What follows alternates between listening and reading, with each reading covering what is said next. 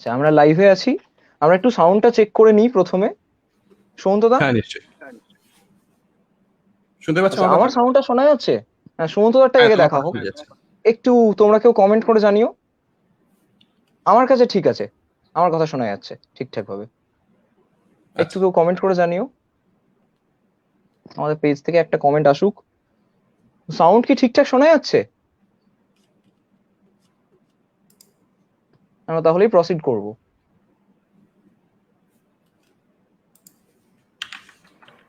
Sound, Arijit দা লিখেছে sound শোনা যাচ্ছে, ডান লিখেছে। তুমি একটু সুমন্তদা একটু চেক করে নাও। হ্যাঁ, আমার তো থেকে শোনা যাচ্ছে। ঠিক আছে, তাহলে আমরা আমার কথা আমরা কি সবাই শুনতে একদম পাচ্ছ? একদম ঠিক আছে বলছে। ঠিক আছে, আমরা তাহলে এগোচ্ছি, প্রসিড করছি। একদম। Good good afternoon. Good afternoon পেজের সবাইকে, গুড আফটারনুন। সুমন্ত দা তোমাকেও গুড আফটারনুন। আজকে রবিবাসরী হচ্ছে বিকেলের আড্ডা। এই বিকেলের আড্ডাতে আজকে আমাদের সাথে আছে বিনোদ, সরি সুমন্ত রায়। সুমন্ত দা আমাদের স্কুল থেকে 2001 সালে মাধ্যমিক আর 2003 সালে উচ্চ মাধ্যমিক পাশ করে। এখন দাদা গুগলের ট্রাস্ট আর সেফটি ডিপার্টমেন্টের সিনিয়র প্রোগ্রাম ম্যানেজারের পদে আছে। ওয়েলকাম দাদা তোমাকে। ধন্যবাদ সুদীপ্ত, তোমাকে অজস্র ধন্যবাদ এরকম একটা পরিকল্পনা করার জন্য, এবং সবাইকে শুভ সন্ধ্যা জানাই। আমার এখানে সিঙ্গাপুর এখন সন্ধ্যা হয়ে গেছে। গুড আফটারনুন সবাইকে, যারা ভারতে রয়েছে তাদের সবাই। হ্যাঁ, তুমি যেটা বিনোদ বললে ওটা তো ইদানিং খুব ট্রেন্ড চলছে, ভাইরাল চলছে। তো নামগুলো একটু গোলমাল হয়ে যাচ্ছে আজকাল সবার সাথে। সব জায়গাতেই বিনোদ। তুমি সিঙ্গাপুরের কথা বললে, আমাদের ভারত আর সিঙ্গাপুরকে এক সূত্রে গেঁথে দিয়েছে টেকনোলজি। আমরা গোটা লাইফটা জুড়েই টেকনোলজি নিয়েই কথা বলবো। প্রথমে তোমার কাছে জিজ্ঞেস করার, এই যে তুমি তোমার জন্মভূমি, তোমার ছেলেবেলাটা যেখানে কেটেছে, সেখান থেকে প্রায় 5,000 কিলোমিটার দূরে একটা জায়গাতে বসে আছো, একটা দেশে থেকে কাজ করছো, এবং ঘটনাচক্রে যে কোম্পানির হয়ে কাজ করছো সেই কোম্পানির সিইও একজন ভারতীয়। এই এতগুলো বছর জন্মভূমি ছেড়ে ওরকম একটা জায়গায় থাকার অনুভূতিটা একটু শেয়ার করো। না দেখো, প্রথম আমি 2010 সালে কোম্পানিতে জয়েন করি। 2010 থেকে 2019 পর্যন্ত আমি হায়দ্রাবাদে ছিলাম। তো গত আচ্ছা। বছরই আমি এখানে এসেছি। তবে ভারতীয় নিয়ে যে কথাটা বললে সেটা খুব সত্যি। আমাদের কোম্পানির অনেক বড় বড় ডিপার্টমেন্ট থেকে শুরু করে, বা সিইও তো বটেই, অনেক ভারতীয় রয়েছেন। সিজার সেনগুপ্তা, তিনি বাঙালি, যিনি এই গুগল পে এর মানে আচ্ছা। এর যে হেড আর কি, তিনি তো একজন বাঙালি। এছাড়াও অনেক ভারতীয় রয়েছেন। আহ, এর আগেও গুগল প্লাস যেটা ছিল, ভিক গুন্ডোট্রা, তিনিও ভারতীয় ছিলেন। এবং শ্রীধর রামাস্বামী, যিনি আমাদের অ্যাডস এর এসভিপি ছিলেন, অনেক ভারতীয় রয়েছেন। আর তুমি আমাকে যেটা বললে বাইরে থাকতে কেমন লাগছে, দেখো, আহ, আমি কখনোই মনে করি না যে আমি ভারতের বাইরে আছি। আমি সকালে হলে আমি সবসময় ভারতের খবর কাগজ পড়ি, এখানে অনলাইনে পড়ি, স্কুলে তোমাদের ভিডিও দেখতে থাকি সবসময়, কোন স্যার কি বলছেন সেটা সবসময় দেখতে থাকি। আমার মনেই হয় না আজকের মানে অনলাইনের সমাজে এসে না, দূরত্বটা জাস্ট একটা ব্যাপার। মানে এখন কোভিড এর জন্য যেহেতু সশরীরে যেতে পারছি না, কিন্তু আমার মনে হয় আমি সবসময় তোমাদের সঙ্গেই রয়েছি। এক্ষেত্রে একটা জিনিস বলে রাখা দরকার, যে তোমার সাথে দাদার সাথে আমি কথা বলি, দাদার সাথে আহ, বেশ খানিক সময় কথা হয় বলে আমি জানি বিষয়টা। দাদা খুব ভালো বাংলা বলে, এতদিন বাংলা ছেড়ে থাকার পরেও খুব ভালো বাংলা বলে, এবং এটা সত্যিই প্রশংসনীয় একটা বিষয়। আহ, তো দাদার জীবন সম্বন্ধে একটু জানি বলেই জানি, যে দাদা আমাদের স্কুলে থেকে এইচএস পাস করার পর তুমি কেমিস্ট্রি অনার্স করো রাজ কলেজ থেকে, তারপরে এমবিএ, এটা একটা ট্রান্সফার, এবং তারপর এমবিএ করার পর গুগল। এই যে পাথওয়েটা, এই পাথওয়েটা নিশ্চয়ই খুব সহজ ছিল না। না দেখো, একটা কথা বলি কি, আমি কিন্তু কখনোই খুব উচ্চ মেধার ছাত্র ছিলাম না, আমি মাঝারি মানের ছিলাম। তো মাধ্যমিক, উচ্চ মাধ্যমিক, তবে হ্যাঁ, আমি একটা কথা বলতে পারি যে আমি খুব নিজেকে ভাগ্যবান মনে করি যে আমি বর্ধমান পৌর উচ্চ বিদ্যালয়ের ছাত্র। আমি ছোটবেলায় আমাদের যে শিক্ষাটা হয়েছে, তার শিকড়টা এত শক্ত না, তার জন্য আমাদের সত্যি মানে এখনো অব্দি আমরা খুব ভালোভাবে কর্মজীবনেও তার একটা এফেক্ট থেকে যায়। তো তুমি যে প্রশ্নটা করলে যে এই যে অনেকগুলো পরিবর্তন হয়েছে, ধরো আমি কেমিস্ট্রি নিয়ে পড়লাম, তারপরে কেন আমি এমবিএ তে গেলাম, এর কিছু কিছু ব্যাপার আছে। সেটা হচ্ছে কেমিস্ট্রি নিয়ে বিএসসি করার পর অবশ্যই আমি এমএসসির দিকে গেছিলাম, কিন্তু তখন না 2006-07 সালে একটা রিসেশন চলছিল, 2008 সাল থেকে যেটা শুরু হয়েছিল। তো তখন মনে হলো যে এরকম একটা স্ট্রিম আমাকে বেছে নেওয়া দরকার যেখানে আমার শিফট করাটা অনেক সুবিধা হবে একটা কোনো কর্পোরেট বা প্রফেশনালের দিকে। অবশ্যই আমি যদি এমএসসি নিয়ে করতাম তাহলে সেখানে আমার মানে ওই সাবজেক্ট নিয়ে আমি অনেক ওপরে যেতে পারতাম, কিন্তু সেটা আমি তখন মনে করিনি যে সেটা সময় উপযোগী ছিল। সেই জন্য আমি এমবিএটা করলাম। তখন আমি ব্যাঙ্গালোরে গেলাম এবং মার্কেটিং এবং প্রজেক্ট ম্যানেজমেন্ট নিয়ে করলাম। এবং যখন 2010 সালে আমি কোম্পানিতে সিলেক্টেড হলাম, তখন আমি প্রথমে শুরু করেছিলাম অ্যাডওয়ার্ডস, আমাদের যে প্রোডাক্টটা আছে অ্যাডস, সেই প্রোডাক্ট নিয়ে। আচ্ছা। তারপর অনেক দিক থেকে এদিক ওদিক চেঞ্জ হতে হতে ওয়ার্কফ্লো ম্যানেজমেন্ট থেকে শুরু করে project management, programme management, trust and safety. তো এই করে করে অলরেডি 10 বছর কেটে গেল। হ্যাঁ, তো জার্নিটা সহজ ছিল না, কিন্তু একটা কথা বলে রাখি, জার্নিটা উপভোগ করেছি এবং আজ উপভোগ করছি। সেই জন্যই কি বলবো, মানে সেই জন্যই বললাম যে আমাদের শিকড়টা এত শক্ত ছিল, সেই জন্য হয়তো তার এফেক্টটা এখনো আমাদের চোখে চলছে। আচ্ছা, তোমার মানে ছেলেবেলা থেকে ছেলেবেলা নিয়ে কথা বলছিলে। তোমার ছেলেবেলাতে এই গুগল কোম্পানিটা, মানে আমাদের কাছে এখন ইন্টারনেটের একটা আলাদা স্বরূপ, তোমাদের ছেলেবেলায় এতটা ছিল না। তো কোনোদিন কি ছোটবেলাতে এই চিন্তা ভাবনাটা হয়েছিল যে আমি এরকম একটা টেকনোলজির কোম্পানির সাথে যুক্ত হব? না, একদমই ছিল না। ছোটবেলায় তো মানে একদম বাচ্চা যখন ছিলাম তখন তো মনে হচ্ছিল যে আমার লাইফের এম হচ্ছে ট্রেনের ড্রাইভার হওয়া। যাই হোক, সেরকম সবারই থাকে। এরপর একটু যখন বড় হলাম, আমার মা বাবার ইচ্ছে ছিল আমি ডাক্তার হই, যেরকম একটা মানে বাঙালি ফ্যামিলিতে একটা থাকে। তো আমি জয়েন্ট দিয়েছিলাম, দুবার দিয়েছিলাম, কোনোবারই র্যাঙ্ক হয়নি। তো এই বিষয়ে একটা যেটা কথা হচ্ছে, আমি বুঝেছি যে যে শিক্ষা যে ব্যাপারটা, সেটা তুমি যখন না অব্দি নিজে এনজয় করছো, মানে সেটা তুমি যখন না অব্দি ভালোবাসছো। একটা স্টিভ জবস কথা বলেছিলেন যে তুমি যে বিষয়েই কাজ করো বা পড়াশোনা করো, সেটাকে তুমি যদি ভালো না বাসতে পারো, সেখানে উন্নতি করা খুব মুশকিল। তো আমার মনে হয়েছিল এই উচ্চ মাধ্যমিকে আমি পড়াশোনা করলাম, তারপর ফিজিক্স, কেমিস্ট্রি, ম্যাথ, বায়োলজি এসব নিয়ে অনেক পড়াশোনা করেও আমার মনে হচ্ছে আমি বিষয়গুলো কোনো দিক থেকে খুব একটা ভালোবাসতে পারি। মানে এত যে একটা প্রেশার ছিল না, সেখানে এই ভালোবাসার জায়গাটা চলে গেছিল। তো সেখান থেকে চলে গিয়ে খানিকটা আমার মনে হয়েছিল যে কি বলবো, মানে সেটাকে আমি খুব একটা উপভোগ করতে পারিনি। এবং তারপর আমি আমার এমবিএ থেকে ওই জিনিসটাকে উপভোগ করা একটু শুরু করলাম। তো তখন কখনোই মনে হয় না যে আমি গুগলে চাকরি করবো বা কোনো স্পেসিফিক কোম্পানিতে চাকরি করবো। আমার মনে হয়েছিল যে কোম্পানিতে আমার ক্যাম্পাস রিক্রুটমেন্ট হয়ে প্রথমে আমি সুযোগ পাবো, সেখানেই করবো। তো হ্যাঁ, মানে ভাগ্যক্রমে আমার প্রথমে ইন্টারভিউ হয়েছিল এলজি কোম্পানিতে, যেটা ইলেকট্রনিক্স, তারপর এইচসিএল। এই কোম্পানিগুলোতে আমি চান্স পাইনি ইন্টারভিউ এর পর। তখন খানিকটা হতাশই হয়ে গেছিলাম, কিন্তু তৃতীয় কোম্পানি হচ্ছিল গুগল।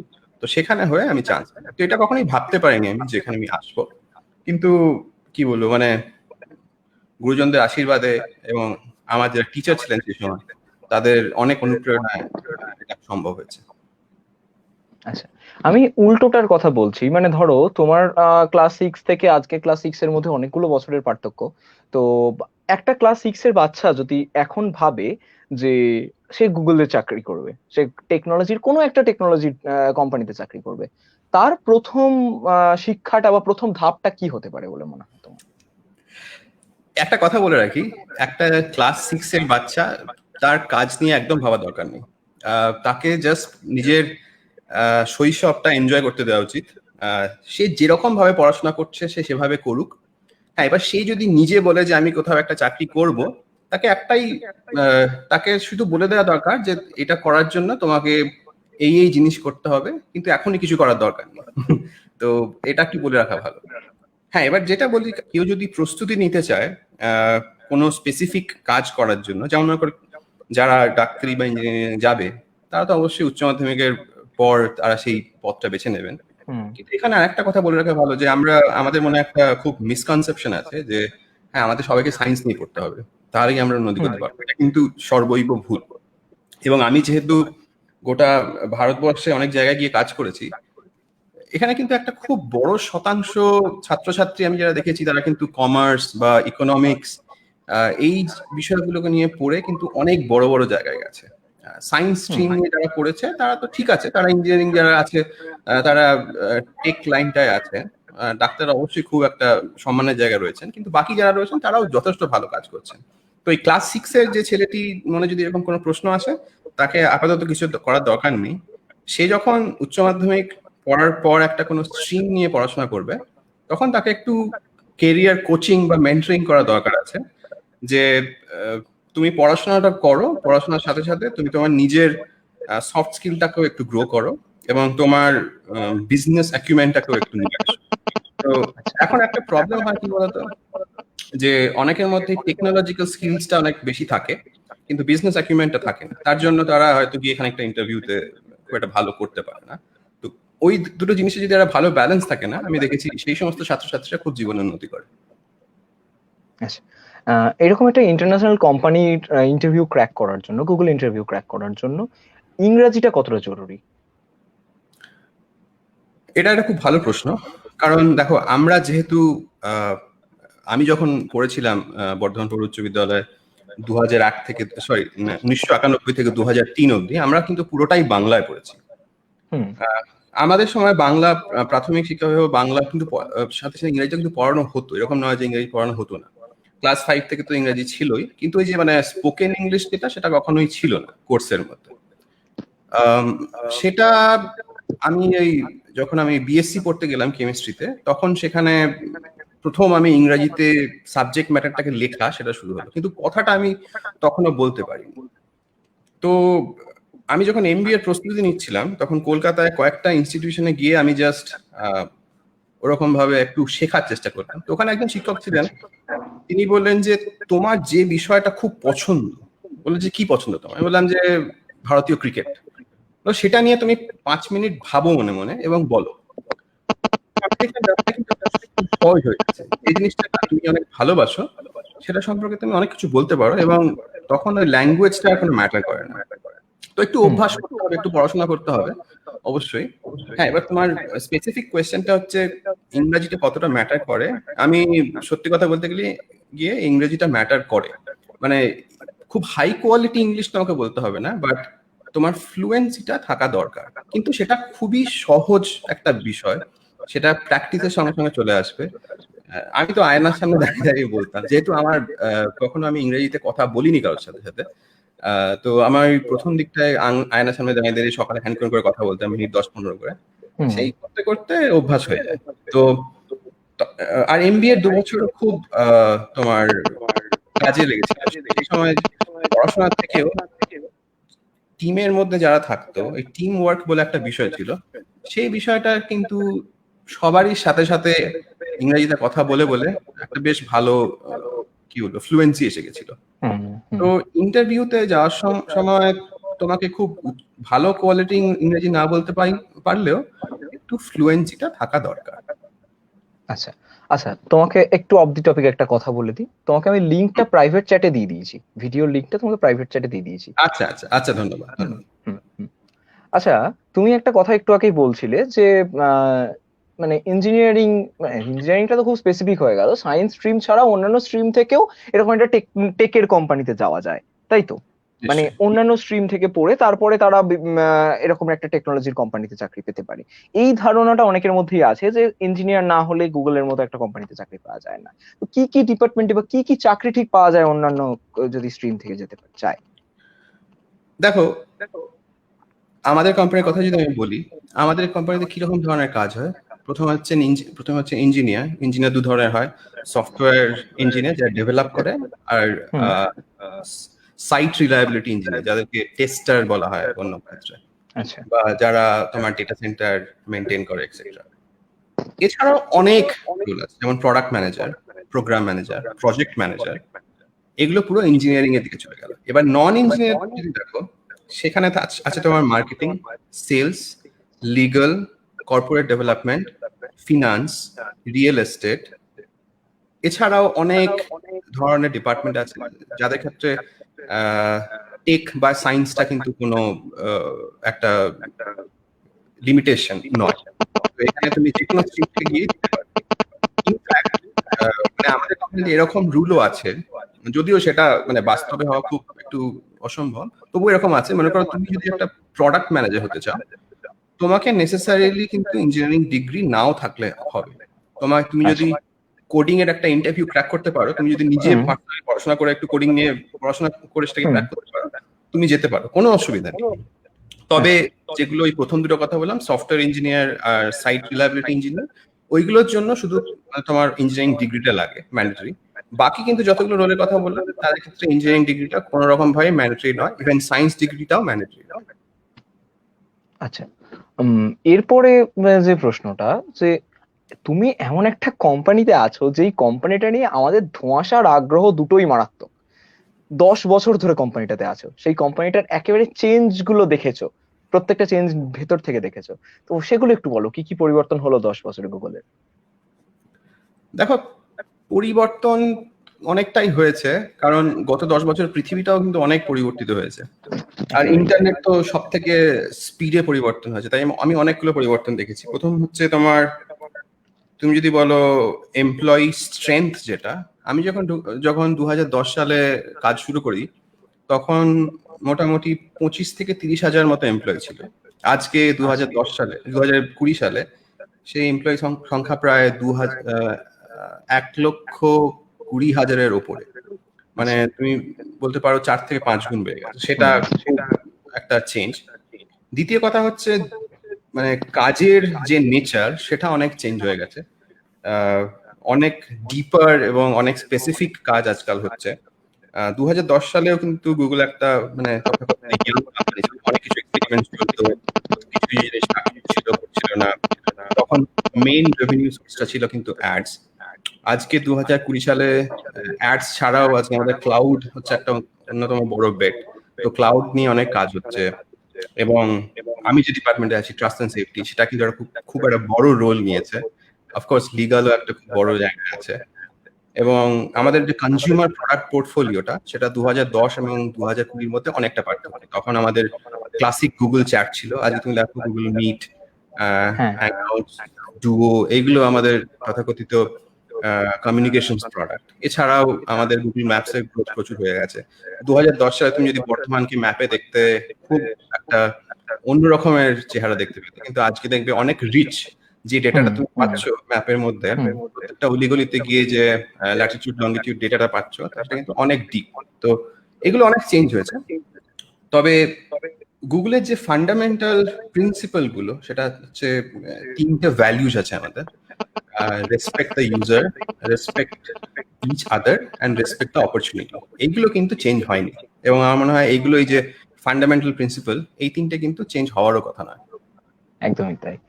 আচ্ছা, তোমার কথার সূত্র ধরে একটা কথা মানে প্রশ্ন জাগছে, যে আমাদের মতো মানে আমরা এমন একটা দেশে বাস করছি, ভারতের মতো একটা তৃতীয় বিশ্বের দেশে এই প্রসঙ্গটা খুব মানে বারবার উঠে আসে, যে টেকনোলজি চাকরি নিয়ে নিচ্ছে, টেকনোলজি যত উন্নতি হবে মানুষ চাকরি হারাবে। তো এটা তুমি যেটা বললে যে ওয়ার্কিং স্ট্রেংথ ম্যান পাওয়ারটা প্রায় 4 গুণ 5 গুণ হয়ে গেছে, দুটো কথা ঠিক মেলাতে পারছি না আমি। না, এটা এটা তুমি ঠিকই বলেছো। মানে এটা শুনতে হয়তো একটু খটকা লাগতে পারে যে মানে টেকনোলজি তো মানুষকে অনেক কাজ অনেকটা সহজ করে দেওয়ার কথা, কিন্তু তাহলে এমপ্লয় সংখ্যা বাড়ছে কেন? এবং একটা আমি মাঝে মাঝে একটা ছাত্রছাত্রীদের কাছ থেকে একটা ভয়ের কথা শুনি যে এই এত মেশিন লার্নিং অ্যালগরিদমস আসছে, আর্টিফিশিয়াল ইন্টেলিজেন্স আসছে, তাহলে কি মানুষের কাজ করার ক্ষমতা কমে যাবে? এরকম যখন কম্পিউটার প্রথম এসেছিল, তখন এরকম একটা কথা হয়েছে যে কম্পিউটার মানুষের সব কাজ করে দেবে, কিন্তু আজকে দেখো কাজ কি কমেছে? আহ তা তো নয়। দুটো বিষয় আছে এখানে। সেটা হচ্ছে যে, ধরো মেশিন লার্নিং এর কথাটা যদি বলি, মেশিন লার্নিং অ্যালগরিদমস যখন তৈরি করা হয়, তখন কিন্তু সেটা হচ্ছে তুমি মেশিনকে যা শেখাবে সে সেটাই শিখবে। তুমি যদি বলো যে বর্ধমান একটা খুব Bardhaman is very high quality city, সেটাই শিখবে। তুমি যদি উল্টোটা বলো, সে উল্টোটাই শিখবে। ঠিক আছে? তো এইটা ভ্যালিডেট করার জন্য একটা ইন্টেল লাগবে, সেই ইন্টেলটা মানুষ ছাড়া কেউ পারবে না আজকে। ঠিক আছে? তুমি ধরো এই যে কোভিড হচ্ছে, আজকে কোভিড নিয়ে এত কথাবার্তা পৃথিবীতে চলছে, এখানে কিন্তু অনেক ভালো খারাপ অনেক কিছু হচ্ছে। তুমি ফেসবুকে, আজকে আমরা রয়েছি, ফেসবুকে কোভিড নিয়ে হাজার হাজার আলোচনা হচ্ছে। তো ফেসবুকে কিন্তু অ্যালগরিদম জানে কোথায় কোভিড নিয়ে কথা হচ্ছে, কোথায় কোভিড নিয়ে কথা হচ্ছে না। ওরা কিন্তু সেটা শিখছে যে, এবং যেখানে যেখানে মানুষ তার লিমিটকে অতিক্রম করছেন, সেখানে কিন্তু সেই অ্যালগরিদমটা সেটাকে ক্যাচ করার চেষ্টা করছে। তো এইগুলো টেস্টিং করার জন্য কিন্তু মানুষ দরকার, এই মডেলস গুলোকে ট্রেন করার জন্য মানুষ দরকার, মডেলস গুলোকে মানে রিফাইন করার জন্য হিউম্যান রিসোর্স দরকার আছে। তো মানুষের চাহিদাটা কখনোই কমবে না, এটা হচ্ছে প্রথম কথা। আর দ্বিতীয় কথাটা হচ্ছে যে টেকনোলজি এবং এই যে হিউম্যান ইভলিউশন এবং হিউম্যান পাওয়ার, এগুলো খুব ইন্টার রিলেটেড। কারণ technology is as good as the human. তো মানুষ যা শেখাবে টেকনোলজিকে, টেকনোলজি সেটাই শিখবে। মানে একটা আমাদের ইন্ডাস্ট্রিতে কথা আছে যে গার্বেজ ইন গার্বেজ আউট। তুমি যদি একটা মেশিনকে গার্বেজ ঢেলে দাও, সে গার্বেজ। কিন্তু সেই জন্যই আমাদের সবসময় সজাগ থাকতে হবে, যাতে টেকনোলজি, আমরা হচ্ছি কর্ণধার, টেকনোলজি যাতে ঠিকঠাক জিনিস শিখে ঠিকঠাক উচ্চ হাই কোয়ালিটি ডেটা যাতে প্রডিউস করতে পারে, সেটা আমাদের দেখতে হবে। আচ্ছা আচ্ছা, আমরা একটু ফিডব্যাক নিচ্ছিলাম, কমেন্ট থেকে ফিডব্যাক নিচ্ছিলাম। অনেকজন বলছে যে তোমার সাউন্ডটা একটু ইকো আসছে, তুমি কি একবার রিজয়েন করবে? মনে হয় বেটার হয় সেটা। জাস্ট একবার বেরিয়ে রিজয়েন করো। আর যারা দেখছেন, অনেকেই দেখছেন, তাদের উদ্দেশ্যে একটা কথা বলার, এই যে এরপরে আমরা যে যে দিকে কথাগুলো, মানে যে সাবজেক্ট গুলো নিয়ে কথা বলবো, এইটা কিন্তু আপনাদের সাথেও আপনার বাবা মা এনাদের ক্ষেত্রে খুব গুরুত্বপূর্ণ। টেকনোলজি এমন ভাবে আমাদেরকে ঘিরে ধরছে যে বিভিন্ন বিষয়েই আমাদের আগের জেনারেশনটাকেও আমাদের টেকনোলজি বাফ করে তুলতে হচ্ছে। তো তাদেরকে নিয়ে আসুন, তাদেরকে বলুন এই লাইভটা দেখতে, তাদেরকেও অ্যাড করুন এখানে, ইনভাইট করুন, শেয়ার করুন লোকজনের মধ্যে। দাদা একবার সাউন্ডটা চেক করে নেবো। হ্যাঁ, হ্যালো, 1 2 3 মাইক টেস্টিং। আমার তো ঠিকঠাক আছে। আচ্ছা দেখি, যদি আবার ফিডব্যাক নেয় তখন কেউ বললে আমি তখন দেখবো। আমি নেক্সট একটা সেগমেন্ট তোমার জন্য সাজিয়েছি। এটা যেহেতু একটা স্কুলের পেজ এবং আমরা অবশ্যই একটা টেকনোলজি নিয়ে কথা বলছি, তবু সেখানে স্কুলের ছাপ থাকবেই। আমি তোমাকে কয়েকটা খুব বিখ্যাত বিখ্যাত অ্যাপের নাম, অ্যাপ্লিকেশনের নাম দেবো, এই স্ক্রিনে দেবো, স্ক্রিনে ফুটে উঠবে। তো তোমাকে সেই অ্যাপ্লিকেশনের সাথে সামঞ্জস্য রেখে আমাদের বিদ্যালয়ের কোনো শিক্ষক বা শিক্ষিকার নাম করতে হবে। এটা খুব শক্ত ব্যাপার, যাই হোক চেষ্টা করবো। দেখা যাক বিষয়টা কিরকম দাঁড়ায়। আচ্ছা, প্রথম হচ্ছে আমাদের বহু কাজে হেল্পফুল যে অ্যাপ্লিকেশনটি বা যে সাইটটা, সেটা হচ্ছে উইকিপিডিয়া।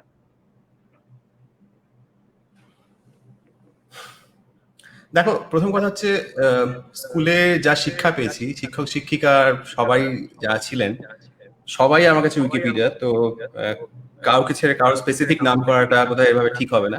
তবুও তুমি যদি যেরকম, যেহেতু জানতে চাইছো, একজন বা দুজনের নাম যদি বলতে, আমি একজন নাম বলবো, গৌরীশঙ্কর সেন হাজরা। আমাদের সময় গৌরীবাবু ছিলেন। তো উনি ক্লাস 7-এ ইংরেজি পড়িয়েছিলেন আমাদের, ক্লাস 8-এ বোধহয় সংস্কৃত পড়িয়েছিলেন, ক্লাস 9-এ বাংলা পড়িয়েছিলেন, এবং পরবর্তীকালে জানি যে উনি পলিটিক্যাল সায়েন্স ইত্যাদি পড়াতেন। তো ওনার যে অগাধ এই জ্ঞানের একটা বিস্তৃতি, আমার মনে হয় ওনাকে উইকিপিডিয়া বলাটা এখানে টাইমলি হবে। তো গৌরীবাবুর কথা খুব মাঝে মাঝে মনে পড়ে। উনি ক্লাস 10-এ একটা কবিতা আমাদের পড়িয়েছিলেন, চাঁদ সদাগর। তো আমি ওই খুব শক্ত বাংলাটা কখনোই খুব একটা ভালো বুঝতে পারতাম না, দেববাবু খুব সহজ করে বোঝাতেন। কিন্তু গৌরীবাবুর ক্লাসে একদিন উনি ওটাই প্রথম দিকে একটা লাইন পড়লেন, মানে খুব জলের মতো তখন সহজ হয়েছিল। তখন মনে হয়েছিল যে এই মানুষটি এত যে সহজ করে বোঝাতে পারেন, এরকম কিন্তু সমস্ত শিক্ষকের কাছে সেটা কিন্তু পাওয়া যায়নি। উনি যেভাবে মানে খুব ইজিলি একটা খুব টাফ জিনিসকে এক্সপ্লেন করতেন, সেটা একটা খুব দেখার বিষয় ছিল। নেক্সট যে অ্যাপটার কথা বলবো, অ্যাপ্লিকেশনটার কথা বলবো, সেটা একেবারে তোমার গ্রিপের একটা অ্যাপ্লিকেশন। তুমি গুগলে রয়েছো, গুগল ম্যাপ। এটা খুব সহজ। এখানে দুজনের নাম বলা যেতে পারে।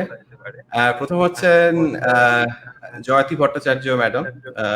ওনার কাছে আমি পার্সোনালিও পড়াশোনা করেছি ভূগোল।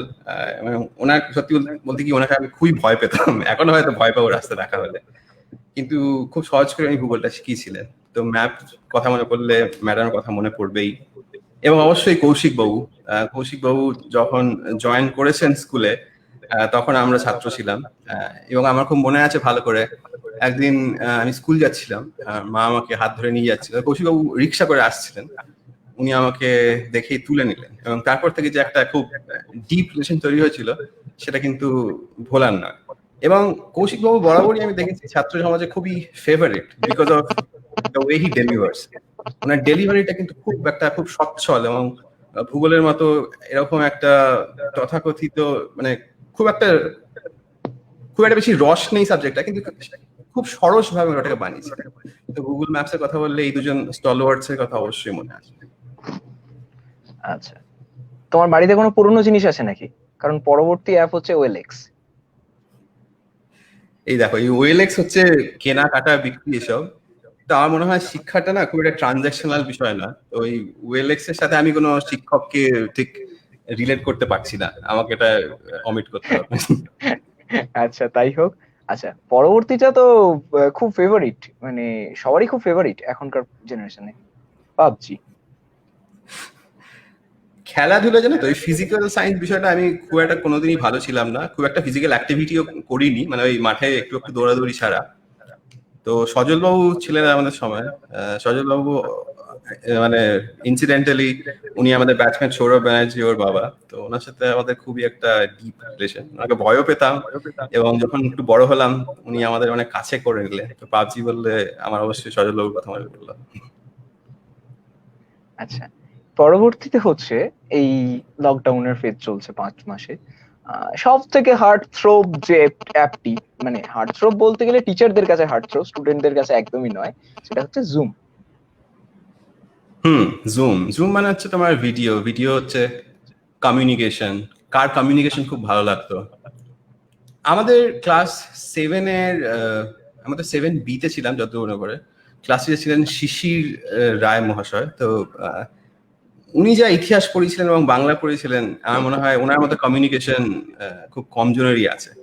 তো ওনার নামটা বলতেই হয় এই কথা বললে। মানে ইতিহাস তো সত্যি মানে পাতার পর পাতা পড়ে পড়ে যাও, কিন্তু ওই মানে কৌশিকবাবুর মতো ব্যাপারটাকে মানে সরস করে বোঝানোটা, ওটা কিন্তু শিশিরবাবু খুব ভালো করে করেছিলেন। এবং সত্যি কথা বলতে গিয়ে মানে তখন কিন্তু একটু ইতিহাসকে একটু প্রেমেই পড়ে গেছিলাম। তো জুম বললে হঠাৎ করে কমিউনিকেশন দিক থেকে গেলে শিশিরবাবুর কথাটা মনে পড়ে গেল। আচ্ছা, এক্ষেত্রে একটা কথা একটু বলে রাখার, জানি না বলাটা ঠিক হবে কিনা, আমরা প্রত্যেকটা যখন অ্যাপ ঠিক করেছি আমরা একজন স্যারের নাম একটা অবয়ব মাথায় রেখেই করেছি। একটা জাস্ট ক্লু দিয়ে রাখি, জুমটা আমরা ঠিক করেছিলাম জুমে একসাথে 100 জন ক্লাস করতে পারে এই কারণে। আর কথাই বাড়াচ্ছি না, বাকিরা বুঝে, আচ্ছা, যারা বুঝবে বুঝে যাবে কার কথা বলা হচ্ছে। নেক্সট আমরা যেটা করছি আবারও তোমার জোনের একটা অ্যাপ, সেটা হচ্ছে গুগল ট্রান্সলেট। ট্রান্সলেট। হ্যাঁ দেখো, যেটা মানে ট্রান্সলেট করলে যে ভাষাটির কথা মনে পড়ে সেটা অবশ্যই ইংরেজি। কারণ ওই ভাষাটাই আমরা সংস্কৃতটা খানিকটা পড়েছিলাম, কিন্তু ইংরেজিটাই মেইন আমরা, মানে একটা অন্য যেটা ল্যাঙ্গুয়েজ ছিল। দুজন স্যারের কথা বলতেই হবে, শান্তনু মিত্র এবং সঞ্জীব বাবু। দুজনেই খুবই মানে কি বলবো, মানে আইডল টাইপের। সঞ্জীব বাবুর সাথে ইদানিং খুবই কথা হয় মাঝে মাঝে, ওনার সাথে কদিন আগে দেখাও হয়েছিল। তো এই দুজন মানুষের জন্যই যেটুকু আমি বলছিলাম যে শিকড়টা খুব স্ট্রং ছিল আমাদের ইংরেজিতে, যেটুকু স্কুল থেকে আমরা যতটা শিখতে পেরেছিলাম, এই দুজন মানুষের সত্যি বলতে গেলে অনেকটা কৃতিত্ব আছে। আমরা একটা কমেন্ট নিয়ে নেবো। শুভদা কমেন্ট করেছে যে গুগল ফিনান্স ডিসকন্টিনিউ কেন হলো। হ্যাঁ দেখো, এটা এটা খুব ভালো প্রশ্ন। তো কিছু কিছু কথা বলা দরকার। প্রথম হচ্ছে যে গুগলের অনেক প্রোডাক্টই কিন্তু ডিসকন্টিনিউ হয়ে গেছে। যেমন খুব পপুলার প্রোডাক্ট ছিল অর্কুট, সেটাও কিন্তু আজকে ডিসকন্টিনিউ। এবং গুগল ফিনান্সও একটা খুব পপুলার প্রোডাক্ট ছিল, সেটা ডিসকন্টিনিউ হয়ে গেছে। এটার কারণ হচ্ছে দুটো। প্রথম হচ্ছে যে আমরা খুব ক্লোজলি স্টাডি করি যে আমরা যে প্রোডাক্টস গুলো লঞ্চ করছি আমাদের কনজিউমাররা কিভাবে ইউজ করছে। এবং দ্বিতীয় যে জিনিসটি দেখি সেটা হচ্ছে যে এর যদি কোনো কমপ্লিমেন্টারি প্রোডাক্ট থাকে বা এর যদি কোনো কম্পিটিটর প্রোডাক্ট থাকে, সেই প্রোডাক্ট কি বেশি ইউজফুল মানুষের কাছে। কারণ দুটো প্যারালাল প্রোডাক্ট রেখে কোনো লাভ নেই। উদাহরণ হিসেবে বলি, যেমন সার্চ হচ্ছে আমাদের নাম্বার 1 প্রোডাক্ট, কিন্তু ওর কোনো কম্পিটিটর নেই, ধারে কাছে কেউ নেই। তেমনি তুমি যদি বলো অর্কুট বা গুগল প্লাস, এগুলো কিন্তু কমপ্লিমেন্টারি প্রোডাক্ট ছিল ফেসবুক বা টুইটার, এবং ওরা অনেক ভালো করছিল। তো আমাদের স্ট্র্যাটেজিটা হচ্ছে এরকম যে আমরা যদি দেখি যে কোনো এরকম প্রোডাক্ট মার্কেটে অনেক এগিয়ে গেছে, তো সেই প্রোডাক্টগুলোকে আমরা আস্তে আস্তে ডিসকন্টিনিউ করে দিই। অবশ্যই আমরা আমাদের ইউজারদের অনেকটা টাইম দিই, মিনিমাম 6 মাস তো টাইম দেওয়াই হয়। তো গুগল ফাইন্যান্সের যেটা বিষয় সেটা হচ্ছে যে ইয়াহু ফাইন্যান্স, ইয়াহুর যদিও বেশিরভাগ প্রোডাক্টই শাটডাউন হয়ে গেছে, কিন্তু ইয়াহু ফাইন্যান্সের কোয়ালিটি খুব ভালো, আমি গুগলে থেকেও বলছি। সেই জন্য একটু বিচার বিবেচনা করে আমরা যেটা বুঝেছিলাম যে এই প্রোডাক্টটা কিন্তু মার্কেটে অনেক ভালো কাজ করছে এবং একটা প্যারালাল প্রোডাক্ট কোনো লাভ, সেই জন্য আমরা ওটাকে সানসেট করে মানে তুমি যদি সার্চ করো কোনো স্টকের নাম, তুমি আজকে যদি ন্যাসড্যাক করে কোনো স্টকের নাম দেওয়া, আমরা সার্চে সেই স্টকটার একটা প্রাইস এবং চার্ট অলরেডি দিয়ে দিই, কিন্তু তার নিচে প্রথম যে রেজাল্টটা আসে সেটা দেখবে ইয়াহু ফিনান্স। তো এটা হচ্ছে আমাদের স্ট্র্যাটেজি, কারণ আমরা স্পেসিফিক স্টক প্রাইস সার্চের মাধ্যমে দিয়ে দিই। কেউ যদি ডিটেল রিসার্চ বা পোর্টফোলিও বানাতে চান, ইয়াহু ফিনান্স আমার মনে হয় একটা বেটার অপশন। এইটার তুমি তোমার কথা সূত্রে আমার দুটো প্রশ্ন এসছে মাথায়। প্রথম যেটা জিজ্ঞেস করি, এই যে তুমি যেটা বললে অর্কুটের কথা, বা তোমরা মানে গুগল যে জিনিসগুলো ইরিলেভেন্ট মনে করে বা সেইভাবে অ্যাপ্লিকেবল না হয়ে অন্য কোনো একটা অ্যাপের মাধ্যমে সেটা করে নেওয়া যায়, সেটা গুগল বন্ধ করে দেয়। এইভাবে অর্কুট বন্ধ হয়েছে, ফেসবুক এসছে, ফেসবুক থেকে আবার ইনস্টাগ্রামে আমরা প্রসিড করেছি। তো এটা কি মানে একমুখী? অর্কুট থেকে ফেসবুক, তারপর ইনস্টাগ্রাম, নাকি আবার কোনোদিন ফিরবে? দেখো, এখানে মানে কিছু কিছু ব্যাপার বলে রাখা দরকার। প্রথম হচ্ছে যে evolution of consumer behaviour in a digital world. এই ডিজিটাল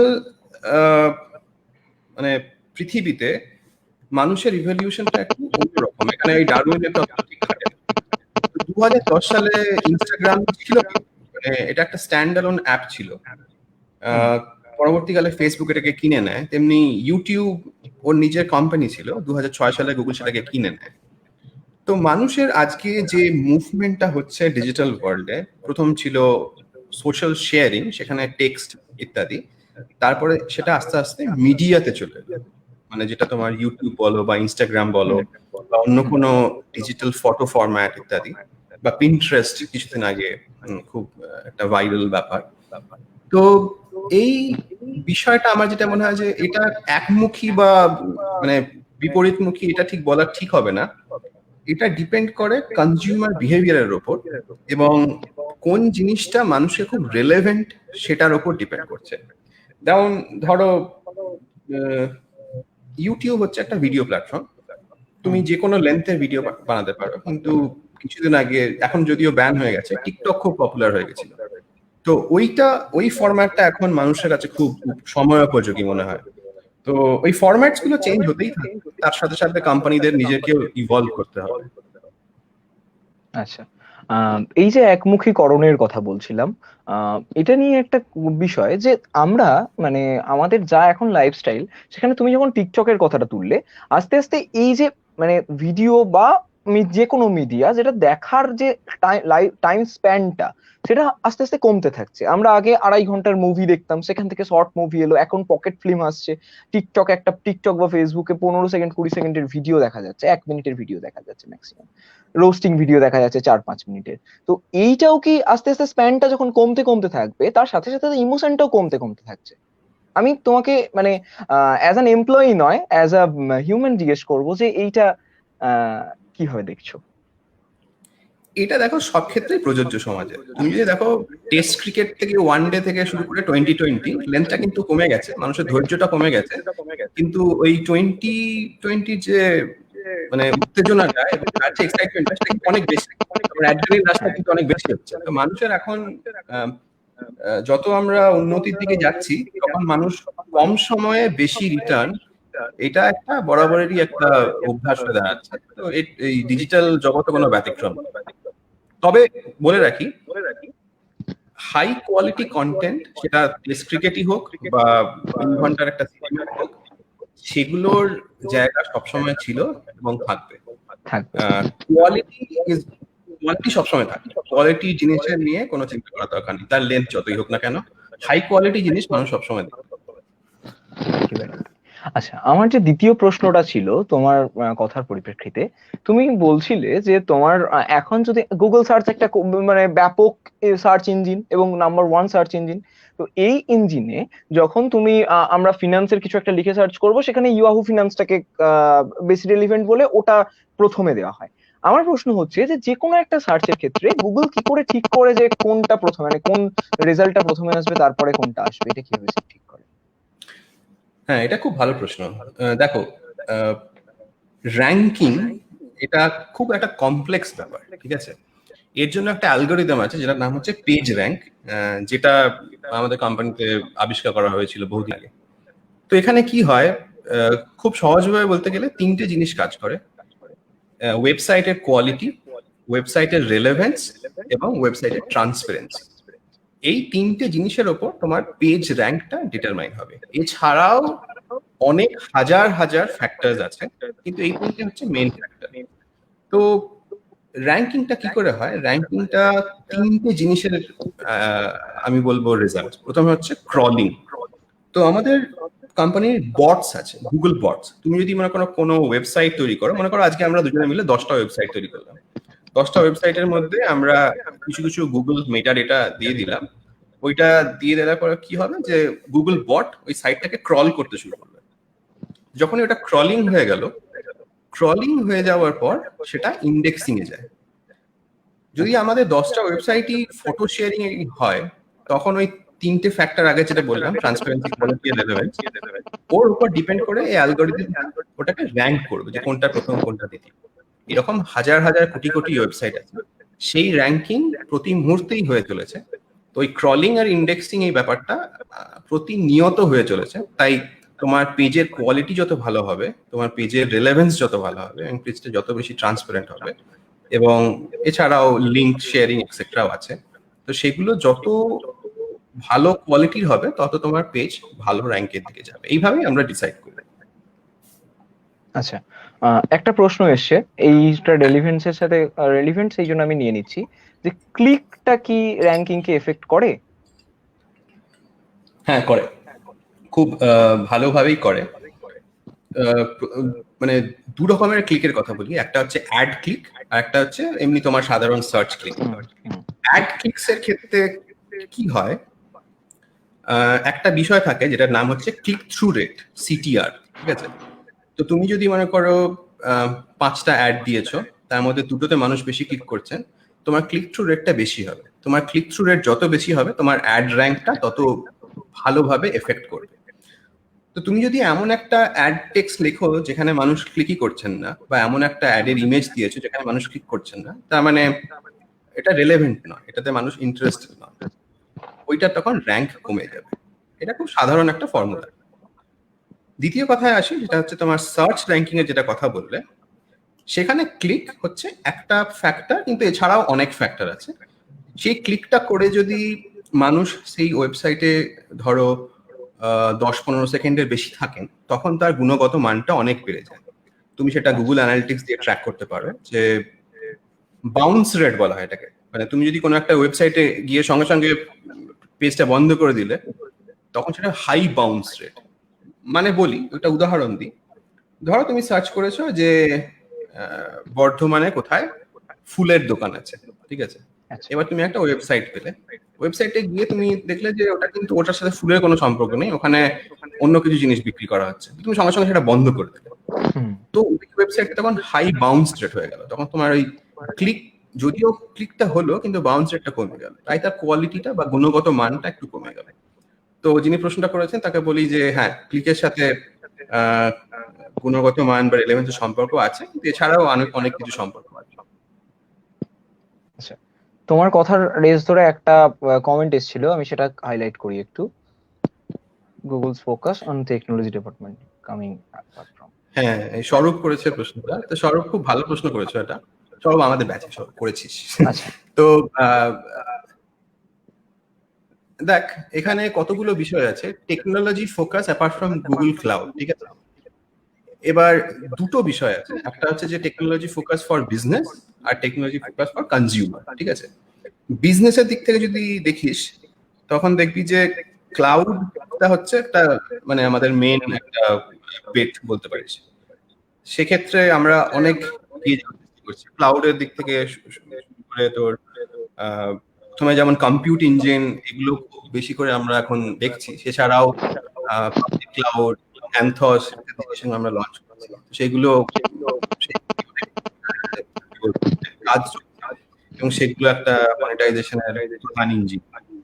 কিন্তু দ্বিতীয় ক্ষেত্রে যেটা বলি, সেটা হচ্ছে যে কনজিউমার রিলেটেড টেকনোলজি, সেখানে কিন্তু অনেক অনেক কাজ হচ্ছে। প্রথম কথা ধর, নেক্সট বিলিয়ন ইউজার্স, মানে যেটা তৃতীয় বিশ্ব বা ডেভেলপিং কান্ট্রি যেগুলো আছে, সেই অনেক বেশি। দাদা একটু ইন্টারাপ্ট করছি, অডিওটা একটু প্রবলেম হচ্ছে আবার। অডিও প্রবলেম, আরেকবার রিফ্রেশ করে দিই। এবার ঠিক আছে, এবার ঠিক আছে, তুমি কন্টিনিউ করতে আচ্ছা, পারো। হুম। হ্যাঁ। তো যেটা বলছিলাম ওই কনজিউমার প্রোডাক্টের দিক থেকে আর মানে নেক্সট বিলিয়ন ইউজার্স কথা বলছিলাম। তো একটা উদাহরণ দিই, সেটা হচ্ছে যে কয়েক কয়েক মাস আগে একটা প্রোডাক্ট এসেছিল আমাদের, ফাইলস গো। এটা হয়তো অনেকেই ইউজ করেছে। তো এটা একটা সিম্পল ফাইল শেয়ারিং অ্যাপ অথবা ফাইল স্টোর করার অ্যাপ বা ফাইল ম্যানেজমেন্ট। এটা কেন এসেছিল সেটা কিন্তু খুব মজার বিষয়। আমরা একটু হোয়াটসঅ্যাপের যখন ডেটা দেখি, যারা ড্রাইভে যারা আপলোড করেন, তো মানুষ একটা কমপ্লেন করেছিলেন যে তারা দিনে 20টা করে good morning good evening message পাচ্ছেন এবং অনেক ছবি ওনাদের ফোনে জড়ো হয়ে যাচ্ছে। এই ফটোগুলিকে ওনারা খুব সহজে কি করে ডিলিট করবেন বা ম্যানেজ করবেন, তার জন্য এই অ্যাপটা বার করা হয়েছিল, এই ফাইলস। তো এরকম রিসার্চ আমরা সবসময় করেই থাকি। তো কিছু কিছু প্রোডাক্টের কথা বলি যেগুলো আজকাল আমরা খুব কনজিউমার দিক থেকে কাজ করে যাচ্ছি, যেমন গুগল মিটটা তো আছেই। এছাড়াও গুগল পে এ নিয়ে অনেক কাজ হচ্ছে, গোটা বিশ্বেই গুগল পে এর একটা মানে পুরো পৃথিবীর সমস্ত দেশেই গুগল পে কে নিয়ে অনেক কাজ হয়ে যাচ্ছে। এছাড়া গুগল ফটোজ, আমাদের অ্যান্ড্রয়েডের যে ডেভেলপমেন্ট সেগুলো হয়ে চলেছে। এছাড়াও অনেক কনজিউমার স্পেসিফিক কাজ হচ্ছে, কোভিড স্পেসিফিক অনেক কাজ হচ্ছে। তো টেকনোলজিক্যাল ডেভেলপমেন্ট বহুত জায়গায় হয়ে যাচ্ছে, ক্লাউড একমাত্র জায়গা না। ক্লাউড একটা অন্যতম বড় আমাদের পিলার বলতে পারা যায় এই সময়। আচ্ছা, অডিওটা জাস্ট চেক করে নি, অডিওটা কি ঠিক শোনা যাচ্ছে এবার এখন? ঠিক আছে, এবার ঠিকঠাক আছে, আমি শুনতে ঠিক। পাচ্ছি। কেউ যদি ফিডব্যাক দেয় আমি তখন বলবো তোমাকে। হ্যাঁ, বলুন। একটা প্রশ্ন এসছে, এই প্রশ্নটাকে ধরেই আমরা পরে সেগমেন্টে যাব, আমরা ডেটা প্রিভেসি নিয়ে অনেক কথাই বলবো।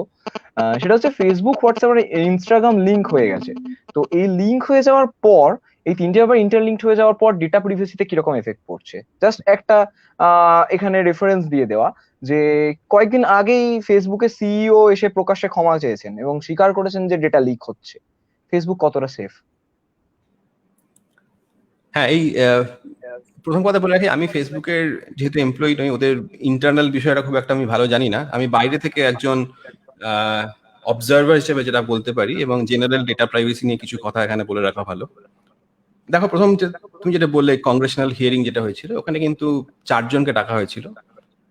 মার্ক জুকারবার্গ এসেছিলেন ফেসবুক থেকে, টিম কুক এসেছিলেন অ্যাপল থেকে, জেফ বেজোস এসেছিলেন অ্যামাজন থেকে, এবং সুন্দর পিচাই গিয়েছিলেন অ্যালফাবেট থেকে।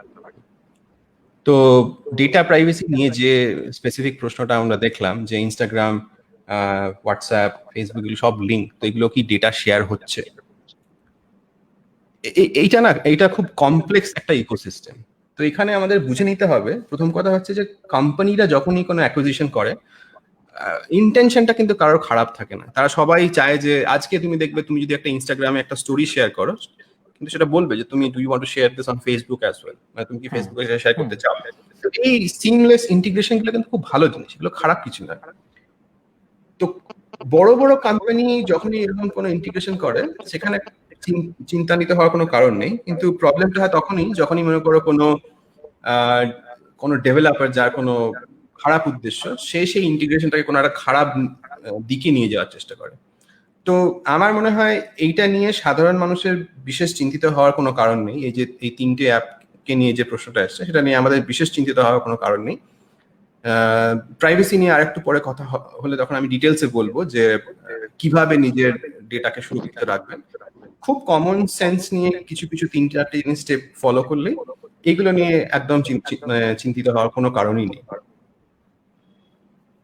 আচ্ছা, এই তুমি বললে প্রিভিয়াসি নিয়ে পরে কথা বলবে, কিন্তু এখানে একটা কথা বলার, যেটা যে এই যে ডেটা লিক বা ডেটা চুরি হচ্ছে, এটা ঠিক কি ধরনের ডেটা চুরি হয় আমাদের তরফ থেকে? মানে আমরা কি ধরনের ডেটা দিলে সেটা চুরি হওয়ার সম্ভাবনা থাকে? দেখো, বিভিন্ন ধরনের ডেটা চুরি হতে পারে। তোমার তোমার বয়স, তোমার ইমেল আইডি, তোমার ঠিকানা, এগুলো সবই ডেটা। এছাড়া তুমি যদি শেয়ার করো যে তোমার পলিটিক্যাল ভিউ পয়েন্ট কি, সেটাও একটা ডেটা। এছাড়াও ফিনান্সিয়াল ডেটা তো আছেই, তোমার ব্যাংকিং রিলেটেড ইনফরমেশন, তোমার স্যালারি কিরকম, তোমার ডেমোগ্রাফিক্স ইনফরমেশন কিরকম, এগুলো সবই ডেটা। হুম। তো ডেটা যখন চুরি হচ্ছে, বলা যায়, দুটো উদাহরণ দিই। একটা তুমি হয়তো শুনেছো যে কেমব্রিজ অ্যানালিটিকা এবং ফেসবুকের একটা এরকম একটা কিছু হয়েছিল 2016 সালের ইউএসএ ইলেকশনের আগে। সেখানে যে ডেটাটা নিয়ে ওরা বেশি কথা বলেছিল সেটা হচ্ছে যে লোকের পলিটিক্যাল আইডিওলজিটা কোন দিকে যাবে। সেটা একটা খুব ইম্পর্টেন্ট ডেটা। কেন সেটা একটা ইম্পর্টেন্ট ডেটা? কারণ আমি যদি জানি যে এই 100 জন লোককে সার্ভে করা হয়েছে, তার মধ্যে 40 জন লোক ডেমোক্র্যাট বা রিপাবলিকান, তাদেরকে কিন্তু আমরা একটা অন্য সাইডের অ্যাড দেখিয়ে ইনফ্লুয়েন্স করতে পারবো। যদি আমি ধরো যে আজকে আমি একটা রাজনৈতিক দলের সাপোর্টার, বলে দিই সেটা হচ্ছে পার্টি এক্স, এবার যদি আমি পার্টি এক্স এর বিরুদ্ধে অনেক অ্যাড দেখা শুরু করে দিই, আমার কিন্তু মনের মধ্যে একটা ধারণা চেঞ্জ হয়ে যেতে পারে। তো সেই ইনফ্লুয়েন্সটা সেটা একটা ডেটা লিকের উদাহরণ। আরো ডেটা লিক যেমন হয়, ধরো আইডি পাসওয়ার্ড চুরি হওয়া, এগুলো তো হামেশাই হয়ে থাকে। বিশেষ করে হয় যারা আইডি পাসওয়ার্ডটাকে ভালো করে যত্নে রাখেন না এবং গোপনীয়তাটা মেনটেন করেন না, সেই ডেটাটা প্রায়শই লিক হয় এবং সেটা খুব কমন একটা ব্যাপার। তৃতীয় যে ডেটাটা লিক হয় সেটা হচ্ছে তোমার ফিনান্সিয়াল ইনফরমেশন, যেটা একটু বেশি ক্রিটিক্যাল, কারণ ওখানে তোমার পুরো ব্যাংক অ্যাকাউন্টে যা আছে সেগুলো সব চলে যেতে পারে। তো এই ধরনের ডেটাও লিক হতে পারে। এছাড়া তোমার এগুলো হচ্ছে খুব লার্জ স্কেল ভ্যান্ডালিজম বা ফ্রড। এছাড়া যদি তুমি খুব ছোট দিক থেকে ভাবতে পারো, ছোট স্কেলে কিন্তু তার ইম্প্যাক্টটা অনেক বড়। কারোর যদি মনে করো খুব ভেঞ্জেন্স নেওয়ার উদ্দেশ্য থাকে বা কারোর যদি কোনো পার্সোনাল গ্রাজ থাকে, তাহলে সে তোমার ফটো নিয়ে খারাপ কিছু করতে পারে। ঠিক আছে, এই ধরনের ডেটা লিক হতে পারে। আচ্ছা, মানে এটার কোনো নির্দিষ্ট গাইডলাইন নেই?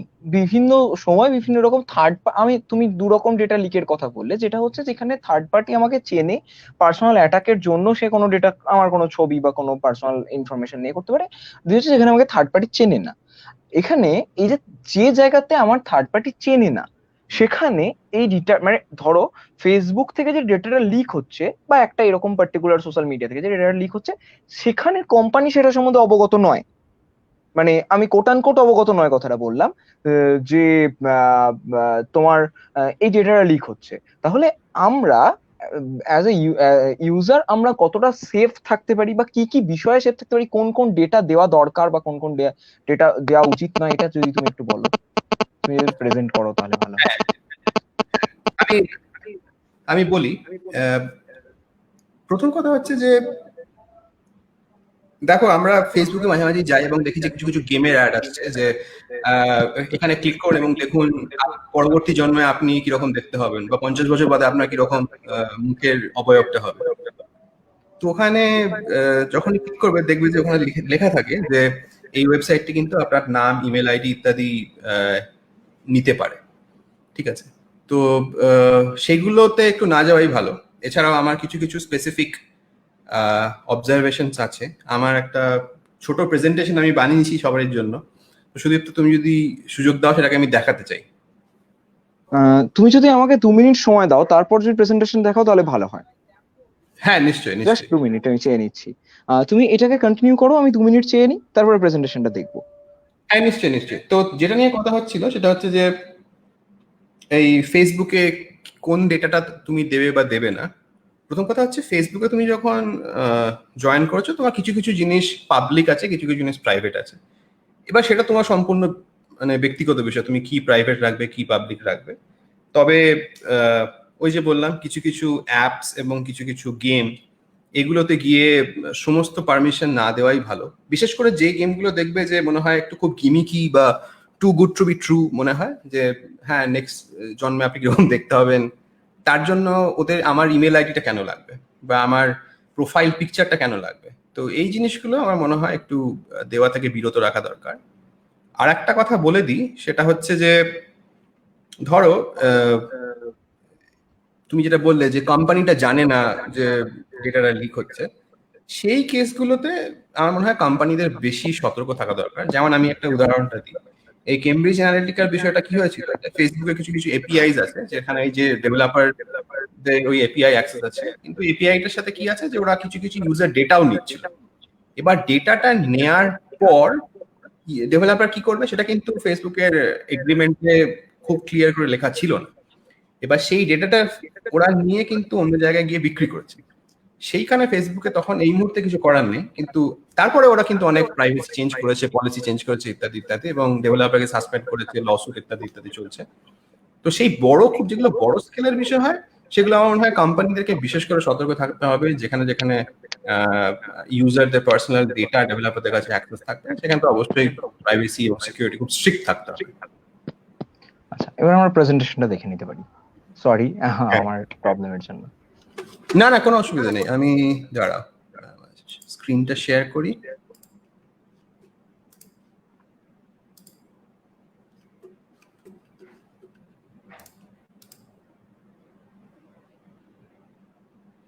হ্যাঁ, আমার একটা ছোট্ট প্রেজেন্টেশন, ইন্টারনেট প্রাইভেসি, সিকিউরিটি এবং আমরা। তো সুদীপ্ত কিছু কিছু প্রশ্ন করতে চাই, যে ধরো তোমার বাড়ির ঠিকানা, তুমি কি মনে করো এটা ইন্টারনেটে শেয়ার করা উচিত না উচিত না? অ্যাজ আ কমন ম্যান এটা শেয়ার করা উচিত, কোনো সমস্যা নেই। আচ্ছা, পরবর্তী প্রশ্নে যাই। তোমার নিকটবর্তী লাইব্রেরির ঠিকানা? হ্যাঁ। নিশ্চয়ই। তোমার স্কুলের বন্ধুর বিষয়ে তোমার মতামত? হ্যাঁ, শেয়ার করা উচিত। শেয়ার তোমার করা উচিত, ব্যাচমেটদের ছবি? একদমই শেয়ার করা উচিত। রাজনৈতিক বিষয়ে তোমার মতামত? হ্যাঁ, শেয়ার করা উচিত। আচ্ছা, দেখো এই যে প্রশ্নগুলো তোমাকে করলাম, এর কিন্তু কোনো ঠিক বা ভুল উত্তর নেই। তুমি যদি বলো যে শেয়ার করা উচিত না, সেটাও ঠিক। তুমি বলো শেয়ার করা উচিত, সেটাও ঠিক। তো যেটা হয় যে আমাদের একটু সতর্ক থাকতে হবে কোনো কিছু শেয়ার করা থাকলে। যেমন প্রথম প্রশ্নটা ছিল যে তোমার বাড়ির ঠিকানা, সেটা কিন্তু একটা খুব নিরীহ জিনিস হতে পারে। আবার মনে করো তুমি যদি একজন ভালনারেবল ইন্ডিভিজুয়াল হও, বা তোমাকে কেউ যদি অ্যাটাক করতে চায়, তাহলে কিন্তু সেই ওই অ্যাড্রেসটা কিন্তু তার কাছে একটা খুব ইজি জিনিস হয়ে গেল। তো তুমি কি শেয়ার করবে আর কি করবে না, সেটা কিন্তু তুমি সেটা খুব ভালো বুঝবে, তোমার কোনটা শেয়ার করা উচিত বা উচিত না। ঠিক আছে? তো এই জন্য একটু যত্নশীল হতে হবে আমাদের। তিনটে কথা বলে দিই, যে আমরা যেমন এই মুখোমুখি যখন কথা বলি কারোর সাথে, তখন একটা সম্মান থাকে, তখন একটা আমাদের উল্টো দিকে যে ব্যক্তিটি আছে তার প্রতি আমরা একটা রেসপেক্ট রেখে কথা বলি। তো অনলাইন কমিউনিটির ক্ষেত্রে এটাই হওয়া উচিত। অনলাইন গিয়ে আমরা একে অপরের সাথে হঠাৎ করে খুব উত্তেজিত হয়ে কথা বললাম, সেটা কিন্তু ঠিক না। এবং তুমি যেহেতু একটা স্কুলের কমিউনিটি চালাও, একটা স্পেসিফিক গাইডলাইন এখানে তৈরি করা দরকার, যে কি ধরনের কন্টেন্ট তুমি সেখানে অ্যালাউ করবে বা করবে না। এবং তোমার পরিবার এবং বন্ধুদের ব্যক্তিগত যেগুলো বিষয়, তাদের যেগুলো ব্যক্তিগত আলোচনা ইত্যাদি, সেগুলো না হয় ব্যক্তিগতই থাক, সেগুলোকে অনলাইনে না হয় নাই আনা হলো। যে আমরা যেমন সাধারণ বন্ধুদের মধ্যে যদি কোনো ক্লোজড গ্রুপ থাকে, সেখানে অবশ্যই আলোচনা করো, কিন্তু একটা ওপেন ফোরামে আলোচনা না করাই ভালো। দ্বিতীয় কথাটা বলি, যে এটা একটু কাদের জন্য, যারা একটু বয়স্ক বা যারা আমি তোমাকে একটা জায়গায় একটু ইন্টারাপ্ট করব। তুমি যেটা বললে যে ক্লোজড গ্রুপের ক্ষেত্রে যে কোনো পার্সোনাল স্পেস নিয়ে বা পার্সোনাল বিষয় নিয়ে আলোচনা করা দরকার। হোয়াটসঅ্যাপ এমন একটা মাধ্যম যেটা এন্ড টু এন্ড এনক্রিপ্টেড মাধ্যম, যেখানে দুজন ছাড়া থার্ড পার্টি এটাকে ইউজ করতে পারে না। এই অ্যালগোরিদমটা কতটা অ্যাপ্লিকেবল, মানে এটা কি সত্যিই তাই হয় নাকি হয় না? দুটো বিষয় আছে। হোয়াটসঅ্যাপের ভিতরে যে আলোচনা হচ্ছে সেটা অবশ্যই এন্ড টু এন্ড এনক্রিপ্টেড। সেখানে এনক্রিপশন কি হোয়াটসঅ্যাপের হাতেও নেই, সেটা ডিক্রিপ্ট করা যায় না। তো কিন্তু হোয়াটসঅ্যাপের মধ্যে যদি আমি তোমাকে কোনো লিঙ্ক পাঠালাম যে এই ফর্মটায় ক্লিক করো, গিয়ে কিছু একটা করো, তুমি যখনই একটা এক্সটার্নাল ওয়েবসাইটে যাচ্ছ সেই হোয়াটসঅ্যাপ থেকে, তখন কিন্তু সেটা আর ওই এনক্রিপশনের আওতায় থাকছে। তুমি বাইরে গিয়ে কি করছো সেই বিষয়টা কিন্তু ওই এনক্রিপশন পলিসির বাইরে। তো সুতরাং সেখানে গিয়ে তোমার যদি কোনো অসুবিধা হয়, তাহলে কিন্তু এই এনক্রিপশনের বিষয়টা দায়ী নয়। সেখানে তুমি তোমার নিজের রিস্কে সেই লিঙ্কে ক্লিক করে গেছো। তবে হ্যাঁ, হোয়াটসঅ্যাপের ভেতরে যে আলোচনা হচ্ছে সেটা অবশ্যই এন্ড টু এন্ড এনক্রিপশন। এবং হ্যাঁ, আরো মজার বিষয়, এটা যেমন ভালো কাজে ইউজ করা যেতে পারে, মানে আমি দেখেছি অনেক খারাপ জিনিসে ইউজ হতে পারে, মানে ধরো টেররিজম ইত্যাদি ক্ষেত্রেও। তবে এই বিষয়ে কোম্পানিরা অলরেডি কাজ করছে এবং অনেক অনেক অনেক রিসার্চ পেপার পাবলিশড হয়েছে। এছাড়াও ইন্টারপোলের সহযোগিতায় বিভিন্ন কোম্পানির সাথে কোয়ালিশন তৈরি হয়েছে। দুটো বিষয় খুব ভয়ঙ্কর আজকের দিনে, সেটা একটা হচ্ছে তোমার একটা হচ্ছে চাইল্ড অ্যাবিউজ, একটা হচ্ছে টেররিজম। এই দুটো বিষয়ে সমস্ত কোম্পানি হাতে হাত মিলিয়ে কাজ করছে। আমার টিম যেটা আছে, তারা ফেসবুকের সাথে টুইটারের সাথে একটা কোয়ালিশন আছে, সেখানে কিন্তু আমরা এই দুটো বিষয়কে নিয়ে খুবই দায়িত্ব নিয়ে কাজ করি, এটা এটা বলে রাখা ভালো। হ্যাঁ, ভালো প্রশ্ন, থ্যাংক ইউ। আচ্ছা, হ্যাঁ, এবার তুমি প্রসিড করো। হ্যাঁ, যেটা বলছিলাম যে একটু যারা বয়স্ক তারা কিন্তু হয়তো এই টেকনোলজিক্যাল বিষয়টা অতটা ওয়াকিবহাল নন, এবং তাদের কাছে একটা ধারণা আছে যে ইন্টারনেটে যেটা দেখবো সেটাই সত্যি জিনিস। মানে আমি দেখি ইভেন আমার বাড়ির লোকেরাও যেটাই হোয়াটসঅ্যাপে ফরওয়ার্ড হলো সেটাই চলে এলো, এবং বেশিরভাগ ক্ষেত্রে সেই খবরগুলো হয়তো সত্যি না। তো এক্ষেত্রে খবর ঠিক আছে, খবর কে কাউকে পাঠাচ্ছেন সেটা খুব একটা হার্মফুল নয়, কিন্তু মুশকিলটা হলো এখানেই যে কেউ যখন তোমাকে খুব একটা ফাঁদে ফেলার চেষ্টা করে, মনে করো আমি তোমাকে বলি যে তুমি এই লিঙ্কে ক্লিক করো তাহলে তোমাকে আমি 500 টাকা দিয়ে দেবো, বা তুমি এখানে ক্লিক করলে তুমি 1 লাখ টাকা পেয়ে যাবে ইত্যাদি।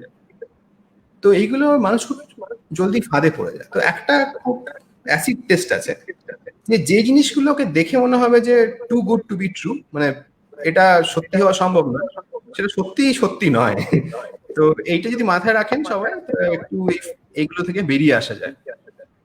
এছাড়াও নিজের ইমেল, নিজের ওটিপি, নিজের পিন নাম্বার সে যত কাছের লোকই হোক তাদেরকে শেয়ার করবেন না। এবং একটাই অনুরোধ যে ব্যাংকিং এর যা ডেটা আছে সেগুলো দয়া করে নিজের পার্সোনাল রাখুন। ফোনে কাউকে ওটিপি দেবেন না ভুলেও, এবং ফোনে কেউ যদি বলে যে আমি ব্যাংক থেকে ফোন করছি আপনার পাসওয়ার্ড দিন, 100% আপনি জেনে রাখুন যে সে একজন স্ক্যামার। আমি একটা উদাহরণ দিই। কদিন আগে আমাদের সিঙ্গাপুর গভর্নমেন্টের এরকম একটা মেল এসেছিল যে দেখো এই মেলটায় লেখা আছে যে সিগনেচার কিন্তু আছে সিঙ্গাপুর গভর্নমেন্ট, ঠিক আছে। প্রথম কথা হচ্ছে যে মেলটা এসছে একটা আনসিকিউর ডোমেন থেকে, কোনো gov.sg বা জাতীয় কোনো ডোমেন থেকে, আনসিকিউর জায়গা থেকে এসছে। এবং দ্বিতীয় যে জায়গার জিনিসটা হচ্ছে, তুমি যে দেখো ওই যে লিঙ্কটা গিয়ে তুমি যদি ক্লিক করো, ওটা কিন্তু একটা আনসেফ জায়গায় নিয়ে যাচ্ছে তোমাকে, এবং সেখানে কিন্তু তুমি ফিশিং এর অ্যাটাক হয়ে যাবে। তখন তোমার পার্সোনাল যে আইডেন্টিটি সেটা কিন্তু তখন অন্যের কাছে চলে যাবে, এবং খুব সহজেই তোমার ব্যাংকের যে পাসওয়ার্ড, আইডি ইত্যাদি এগুলো অন্যের কাছে চলে যাবে। তো এগুলোতে ভয় পাওয়ার কোনো কারণ নেই, এগুলো একটু জাস্ট জেনে রাখতে হবে যে কোন জিনিসটা দেখে আপনাকে সাবধানে থাকতে হবে। আমি একটা উদাহরণ দিই। যেমন ধরুন যে কারোর বাড়িতে অনেক যদি টাকা পয়সা থাকে বা গয়নাগাটি থাকে, ওগুলোকে আমি তো সাধারণত একটা লকারে রেখে রাখি বা একটা আলমারিতে ঢুকিয়ে রাখি। তেমনি আপনার অনলাইনে যে জিনিসপত্রগুলো থাকবে সেগুলো একটু যত্ন করে রাখা ভালো। সেগুলোকে একটা হয়তো আলমারির মধ্যেই রাখুন। সেই আলমারিটা এখানে আমরা বলি 2 স্টেপ ভেরিফিকেশন। তো একটু 2 স্টেপ ভেরিফিকেশন রাখুন, যেটা একটা থাকবে আপনার পাসওয়ার্ড, আর পাসওয়ার্ডের সাথে সাথে থাকবে একটা কোড, যেটা আপনি একটা অ্যাপ ইনস্টল করেও করতে পারবেন।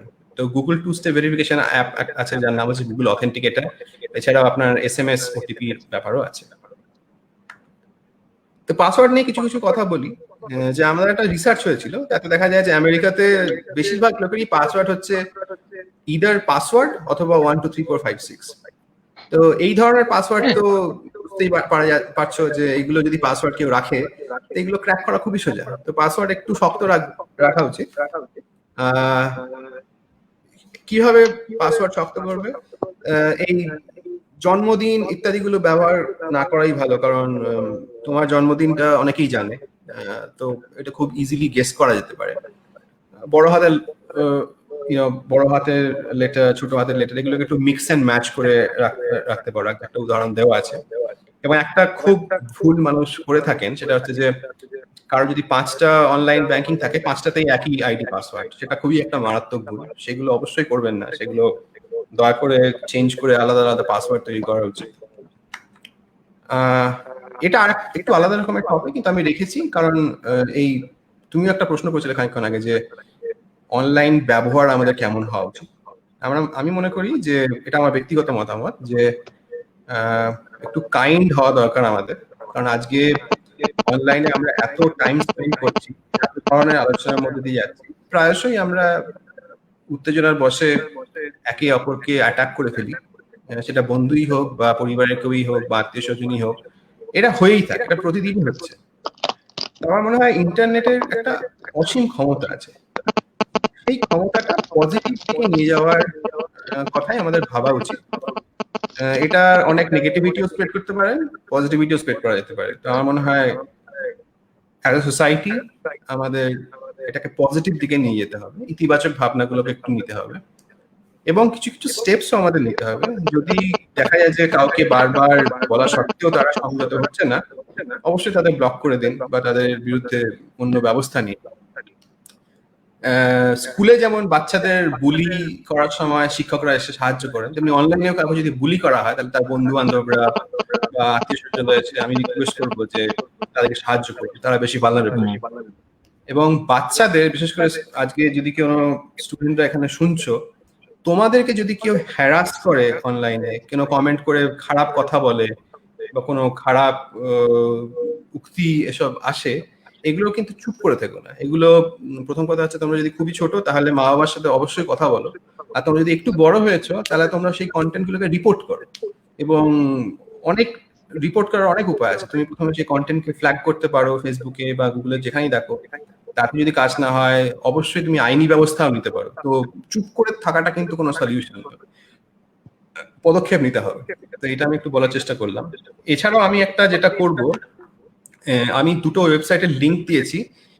এই প্রেজেন্টেশনটা আমি সুদীপ্তর সাথে শেয়ার করে দেবো, সুদীপ্ত তোমাদের সবাইকে দিয়ে দেবে। এই দুটো লিঙ্কে একটু গিয়ে তোমরা পড়ে নিও, অনেক গুরুত্বপূর্ণ জিনিস আছে। একটা অলমোস্ট 100 পাতার ই বুক আছে, সেটাও ফ্রিতে ডাউনলোড করা যেতে পারে এই লিঙ্কগুলো থেকে, একটু দেখে নিও তোমরা সবাই। এটাই হচ্ছে প্রেজেন্টেশনটা। আমি নিজেও দেখবো এবং সবাইকে এটা দেখার জন্য অনুরোধ করব।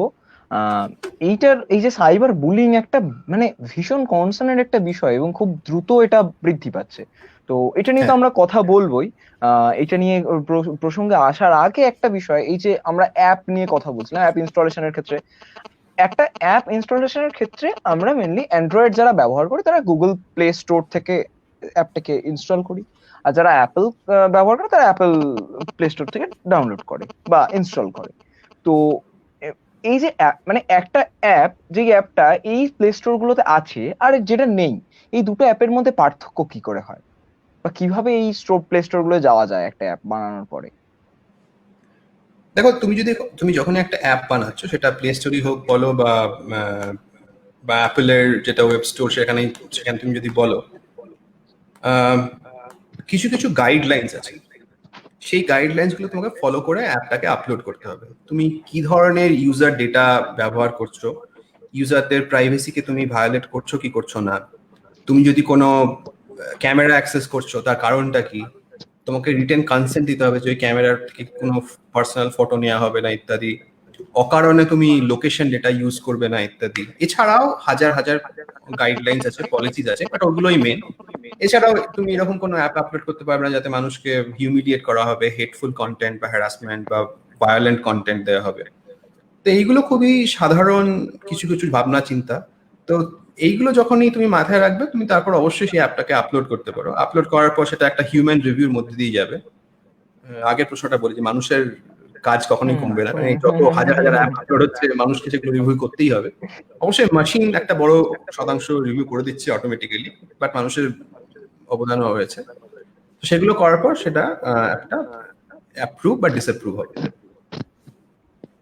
আচ্ছা, অনেক সময় যেটা হয় যে আমরা কিছু কিছু মানে এটা একেবারেই বদমাইশি এবং করা উচিত নয়, তা আমি বলছি আর কি পার্সোনালি, মড ভার্সন ডাউনলোড করার জন্য আমরা কোনো একটা ক্রোম থেকে সেই অ্যাপটা ডাউনলোড করি, কোনো একটা স্টোর থেকে না করে মোড। এই মড ভার্সনটা কতটা ক্ষতিকর আমার ডিভাইসের ক্ষেত্রে? তুমি যদি টেকনোলজিক্যালি খুব স্যাভি হও, তুমি জানো যে কোন জিনিসটা তোমার কোনো মালওয়্যার থাকবে না, তখন তুমি করতে পারো। কিন্তু আমি এটা বলবো যে সাধারণ মানুষ যাদের টেকনোলজিক্যালি খুব একটা অ্যাডভান্স নন, যারা মনে করো একটা ফ্রিতে মুভি ডাউনলোড করার জন্য তুমি একটা এপিকে ফাইল ডাউনলোড করছো, ওই এপিকে ফাইলকে কিন্তু খুব সহজেই ওর মধ্যে একটা মালওয়্যার ইনজেক্ট করে দেওয়া যেতে পারে। এটা খুব একটা শক্ত বিষয় না। তো এইগুলো না করাই ভালো। অনেকে করে থাকেন কারণ টোরেন্ট ইত্যাদি ডাউনলোড করার জন্য। তো যারা টেকনোলজিক্যালি অ্যাডভান্স, যারা জানেন যে কোন জিনিসটাকে অ্যাকসেপ্ট করতে হবে না, তারা নিজের দায়িত্বে করবেন। কিন্তু ফর মাস আমি বলবো এগুলো না করাই ভালো। আচ্ছা, তুমি একটু আগেই কথাটা বলছিলে যে ফেসবুকের একটা গাইডলাইন আছে এবং প্রত্যেকটা অ্যাপেরই এরকম একটা করে গাইডলাইন থাকে। এইটা যেমন ফেসবুককে তার অথরিটিকে দিতে হয়, ঠিক তেমনই ফেসবুক যখন একটা মানে আমরা যখন প্লে স্টোর থেকে যে কোনো একটা অ্যাপ ডাউনলোড করি, তার একটা মানে বিস্তৃত একটা ইনস্টলেশন প্রিকশন থাকে। কোন কোন পারমিশন নেওয়া হবে, সেটা কোন কাজে ব্যবহার করা হবে থাকে। এটা আমরা দেখি না, সত্যি কথা বলতে দেখি না। ওটাকে স্কিপ করি এবং যে যে জায়গাতে অ্যাকসেপ্ট করতে বলে আমরা করে দিই। এই বিষয়টা তো অনেক ক্ষেত্রেই পরবর্তীকালে গিয়ে এই বিষয়টা সমস্যার সৃষ্টি করে। দেখো, আহ, আমি ব্যক্তিগতভাবে যেটা বলি, মানে ব্যক্তিগতভাবে আমিও একজন কনজিউমার। তো আমি যে সাইটেই নিজের রেজিস্ট্রেশন করতে চাই, সেখানে একটা 5 পাতার এই টার্মস এন্ড কন্ডিশন থাকে, ওগুলো খুব লিগাল ল্যাঙ্গুয়েজ। তো আমি লয়ারও নই, আমার আইন কানুন বিষয়ে কোনো শিক্ষাগত যোগ্যতাও নেই। তো আমি মনে করি যে কোম্পানিরা যখন কোনো জিনিস আমাদের দিচ্ছে, বিশেষ করে যারা রেপুটেড কোম্পানি, তারা নিশ্চয়ই সেটা গবেষণা করেছে, আমি অ্যাকসেপ্ট করি না। এবার যারা সেই বিষয়ে যথেষ্ট অবগত এবং যারা লিগালে পড়াশোনা করেছেন, তারা সেটা যথেষ্ট চিন্তাশীল ভাবে পড়াশোনা করবেন এবং সেটাকে দেখবেন যে তার স্পেসিফিক কোন টার্মস এন্ড কন্ডিশনটাকে ভায়োলেট করা হচ্ছে ইত্যাদি। তো তারা একটা দায়িত্বপূর্ণ ডিসিশন নিতে পারে। কিন্তু আমি বলি, ফর মাস মিডিয়া অ্যাকসেপ্ট করুন, চিন্তা করবেন, বিশেষ ওসব নিয়ে ভাববেন না একদম। একটা উদাহরণ দিই, এই যে কোভিড রিলেটেড যে অ্যাপস গুলো হচ্ছে, যেমন মনে করো আমাদের ভারতেও একটা অ্যাপ আছে, আমি সিঙ্গাপুরে আছি, এখানেও একটা অ্যাপ আছে, সেই অ্যাপটার নাম হচ্ছে ফেসবুক। এটা কিন্তু গুগলের টেকনোলজি ইউজ বানানো হয়েছে। তো এখানে দেখবে এই অ্যাপটা বলবে যে আমাদের ক্যামেরার অ্যাক্সেস চাই। তখন মনে হবে যে আহ, যে সরি, আই এম সরি। হ্যাঁ, না না, ঠিক আছে, অসুবিধা নেই। তখন মনে হতে পারে যে গভর্নমেন্ট কেন আমার ক্যামেরার অ্যাক্সেস চাই, গভর্নমেন্ট কি আমার ফটো দেখছে, অনেক ভয় আসতে পারে মনে হয়। সেটা হওয়া স্বাভাবিক, কিন্তু সেটা কারণ আছে। এটা এটা এটাতে ভয় পাওয়ার কোনো কারণই নেই। কারণ সিঙ্গাপুর গভর্নমেন্ট কি করছে, যে ধরো তুমি যদি কোনো একটা দোকানে যাচ্ছ, সেই দোকানে যাওয়ার আগে একটা কিউআর কোড তোমাকে স্ক্যান করতে হবে। স্ক্যান করে বলতে হবে যে হ্যাঁ, এটা আমার, এটা আমি আমি সুমন্ত রায়, আমি দোকানে দুপুর 1টার সময় গেছিলাম এবং 2টোর সময় বেরিয়ে এসেছি। কারণ কি, যদি কখনো আমি পরবর্তীকালে কোভিড পজিটিভ হই, তাহলে ওই জায়গাটাকে কোয়ারেন্টাইন করতে সুবিধা হবে। তাহলে ক্যামেরার অ্যাক্সেস কেন লাগছে? ক্যামেরার অ্যাক্সেস লাগছে এই জন্যই যে আমি ওটাকে স্ক্যান করছি, মানে স্ক্যানের জন্য ক্যামেরাটা দরকার। তো কিছু কিছু মানে সাধারণ বুদ্ধি দিয়ে ভাবলে না, এই জিনিসগুলো খুবই সোজা। তো এগুলোকে নিয়ে অত কমপ্লিকেটেড ভাবে ভাবার দরকার নেই। অ্যাপল হোক বা গুগলই হোক, হাজার হাজার ইঞ্জিনিয়ার এবং অপারেটর, পলিসি মেকার, লয়ার, এরা কাজ করছেন দিন রাত এই সমস্ত রোগ ডেভেলপারদের পিনালাইজ করার জন্য এবং তাদের বিরুদ্ধে অ্যাকশন নেওয়ার জন্য। কারণ দেখো, at the end of the day কি হয়, যে ধরো একটা প্লে স্টোরের অ্যাপের নামে কোনো কোনো খারাপ কিছু এলো, বা অ্যাপেলের কিছু একটা হলো, তো কোম্পানিরই লস, কারণ কোম্পানির ওপর মানুষের ট্রাস্ট চলে যাবে। তো কোম্পানির একটা নিজস্ব রেসপন্সিবিলিটি আছে এগুলো যাতে না হয় তা দেখার জন্য। সেটা ভেঙে যায় তখনই, যে তুমি আগের প্রশ্নটা করলে, তখন তুমি ধরো একটা প্যাচ অ্যাপ ডাউনলোড করলে, একটা এপিকে ফাইল ডাউনলোড করে নিলে, যেটা নাকি প্লে স্টোরে নেই, তখন কিন্তু কোম্পানিটা রেসপন্সিবল হবে না। তখন যদি তোমার কোনো ফিশিং অ্যাটেম্প্ট হয়, তখন একটু মুশকিল, তখন you are on your own. আচ্ছা, এই যে এই ডিপার্টমেন্টটা থেকেই যেটা নিয়ে আমরা কথা বলছিলাম, ডেটা প্রিভেসি, এটার সাথে তুমি কথা তুললেই আগে সাইবার বুলিং। এইটা একটা ভীষণ বিস্তৃত একটা জিনিস হয়ে গেছে এবং কয়েক বছর এই সাইবার বুলিংটা দেখা যাচ্ছে ব্যাপকভাবে বিস্তার লাভ করছে। একটা ভুল তথ্যটাকে দিয়ে নিউজ করা হচ্ছে। এখন নিউজের অথেন্টিকেশন ছাড়াও নন অথেন্টিক নিউজের পরিমাণ অনেক বেড়েছে। প্রত্যেকে ইন্ডিপেন্ডেন্ট জার্নালিজম থেকে জার্নালিজমের মানে করে অনেক নতুন নতুন নিউজ তৈরি করছে, যেটার অধিকাংশটাই হয়তো মিথ্যে। তো সেটা স্প্রেড করে দিচ্ছে এবং আমরাও সেটা না দেখে বা সেটাকে অথেন্টিকেট না প্রমাণ পেয়ে সেটাকে স্প্রেড করে দিচ্ছি। এইটা কোন দিক থেকে হ্যাম্পার করে একটু বলো। হ্যাঁ, বলি। সেটা বলার আগে একটা লিখিত প্রশ্ন এসেছিল, সেটাও বলি, যে হোয়াটসঅ্যাপে বুলিং কিভাবে রিপোর্ট করা যায়। তো দুটো হ্যাঁ, প্রশ্নের উত্তর আমি একসাথে দেওয়ার চেষ্টা করি। হ্যাঁ, দেখো শুভজিৎ, তুমি যে প্রশ্নটা করেছো না, সেটা খুবই একটা মানে টাইমলি প্রশ্ন। এটা এটা আমারও প্রশ্ন যে কি করা যেতে পারে। কারণ হোয়াটসঅ্যাপ একটা হচ্ছে, প্রথম কথা, end to end encrypted platform, আর সেকেন্ড কথা হচ্ছে যে এখানে ডিরেক্ট কোনো রিপোর্টিং চ্যানেল নেই। তো আমি জানি হোয়াটসঅ্যাপ এই বিষয়ে কাজ করছে। আমার খুবই চেনাশোনা কিছু কিছু এক্স কলিগ যারা গুগল থেকে ফেসবুকে গেছেন, তারা ফেসবুক ট্রাস্ট অ্যান্ড সেফটিতে এটা নিয়ে ভাবনা চিন্তা করছেন, এবং হয়তো পরবর্তীকালে ওদের একটা রিপোর্ট ফাংশনালিটি আসতে পারে। তো সেটা একটা উপায় আছে। যদি বুলিং এর শিকার কেউ হয়ে থাকেন হোয়াটসঅ্যাপে, এবং সেটা যদি তাকে মানসিকভাবে কোনো রকমের ক্ষতি করছে, আমার মনে হয় সেই সমস্ত ব্যক্তিকে তো থেকে দূরে থাকা ভালো, তাদের সাথে কমিউনিকেট না করাই ভালো, যদি সেই বিষয়টা আপনার মানসিক দিকে আঘাত করছে। এবং সেক্ষেত্রে যদি ফিজিক্যাল হার্মের কোনো ব্যাপার এসে থাকে, মানে যদি ফেটের ব্যাপার এসে থাকে, তাহলে তো আমার মনে হয় যে ল এনফোর্সমেন্ট অথরিটি, পুলিশ, এদের সাহায্য অবশ্যই নেওয়া উচিত। কারণ এক্ষেত্রে আপনার মানসিক হেলথ ছাড়াও আপনার ফিজিক্যাল এক্সিস্টেন্সের কোয়েশ্চেন এসে যাচ্ছে। তো সেই জিনিসগুলোর জন্য আমার মনে হয় চুপ করে বসে না থেকে, বুলিং এর শিকার না হয়ে যথাযথ ব্যবস্থা নিন। এইটাই আমি রিকোয়েস্ট করবো সবাইকে। আর সুদীপ, তোমার যে প্রশ্নটা ফেক নিউজ ইত্যাদি, এইখানে না খুব একটা মজার গল্প আছে। সেটা হচ্ছে, আমরা যখন ছোট ছিলাম, মানে আমি যখন স্কুলে পড়তাম, ধরো 1991 থেকে 2003 অব্দি, আমাদের বাড়িতে দুটো কাগজ আসতো, আনন্দবাজার আর স্টেটসম্যান। তো ওই দুটোই কিন্তু আমার কাছে ছিল মানে বাইবেল এবং গীতা, ওই দুটোই আমার কাছে নিউজ বলতে যা ছিল, ওটাই সকাল থেকে পড়তাম, মানে সন্ধ্যেবেলায় অব্দি ওটাই পড়তাম। তো ওই খবরগুলো আমি সকাল রাত করে করে প্রায় মুখস্থের মতো করে নিতাম দিনের শেষে। কিন্তু সেটাই আমার কাছে ছিল number one source of news, এবং ওটাকে আমি বলবো অথরিটেটিভ সোর্স, কারণ ওগুলো খুব উচ্চ কোয়ালিটির নিউজ ছিল এবং আমরা সেগুলোকে বিশ্বাস করতাম। টিভি নিউজ তো ছিল, দূরদর্শন, এবং পরবর্তীকালে যখন আমরা কেবল চ্যানেলে নিলাম। আজ কি হয়ে গেছে ব্যাপারটা, 2010-12 সালের পর থেকে মানে ইন্টারনেটের সুদূর প্রসারী হয়ে যাওয়ার পর, ভালো খারাপ দুটো দিকই আছে, যে সবাই না নিজেদেরকে একটা খবরের উৎস বলে ভাবছে, যে ভাবছেন যে হ্যাঁ, এই খবরটা আমি দিয়ে দিই হোয়াটসঅ্যাপ গ্রুপে, তাহলে আমি খুব ফেমাস হয়ে যাবো।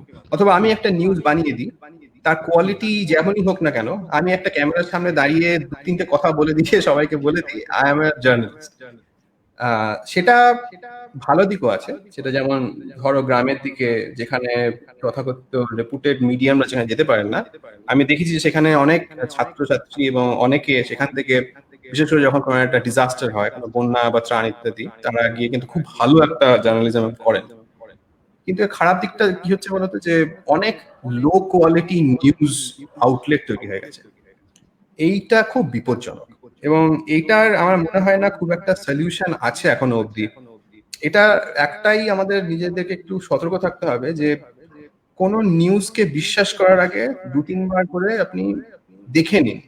এবং আমি একই কথা বলবো, যে কোন news too good to be true হয়, তাহলে একটু সেটাকে যাচাই করে নিন, 2-3 বার সার্চ করে নিন। আপনি যে কোনো একটা বড় নিউজ আউটলেটকে বিশ্বাস করেন, সে আপনার রাজনৈতিক মতামত যাই হোক না কেন, ডান বাম যাই হোক না কেন, আপনি যেখানেই বিশ্বাস করেন সেখানে একবার গিয়ে দেখে নিন যে এই নিউজটা সেখানে আছে না। যদি না থাকে না, সেটাকে আপনি শেয়ার করবেন না। কারণ এক্ষেত্রে থেকে অনেক কিছু প্রবলেম হতে পারে। প্রথম কথা হচ্ছে যে ফেক নিউজ ছড়ানোটা একটা খুব একটা ভালো জিনিস নয়।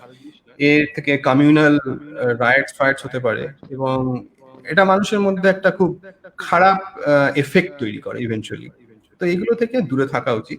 তো এগুলোর যেহেতু এর সলিউশনটা এখনো আসেনি টেকনোলজিক্যালি দিক থেকে, এটা আমাদের নিজেদেরকে একটু সতর্ক থাকতে হবে, নিজেদেরকে একটু শিক্ষিত করতে হবে, এবং নিজেদের কি বলবো, মানে নিজেদের চিন্তাধারাটাকে এইভাবে রাখতে হবে যে আমি যে অথরিটেটিভ সোর্সটাকে বিশ্বাস করি, সেটা দূরদর্শনই হোক না কেন, আনন্দবাজারই হোক না কেন, বর্তমান, প্রতিদিন, যাই হোক না কেন, আমি সেইটাকে মানে দ্য সোর্স বলে মানবো, এবং অন্য যা আছে সেগুলো আমি শেয়ার করার আগে একটু তার সাথে মিলিয়ে দেখে নেব। খুব সহজভাবে বলতে গেলে কিছু কিছু ফ্যাক্ট চেকার ওয়েবসাইটসও আছে, গুগলেরও ইনিশিয়েটিভ আছে, ফেসবুকেরও ইনিশিয়েটিভ আছে, ফেসবুকেরও ফ্যাক্ট চেকিং আছে, গুগলেরও আছে।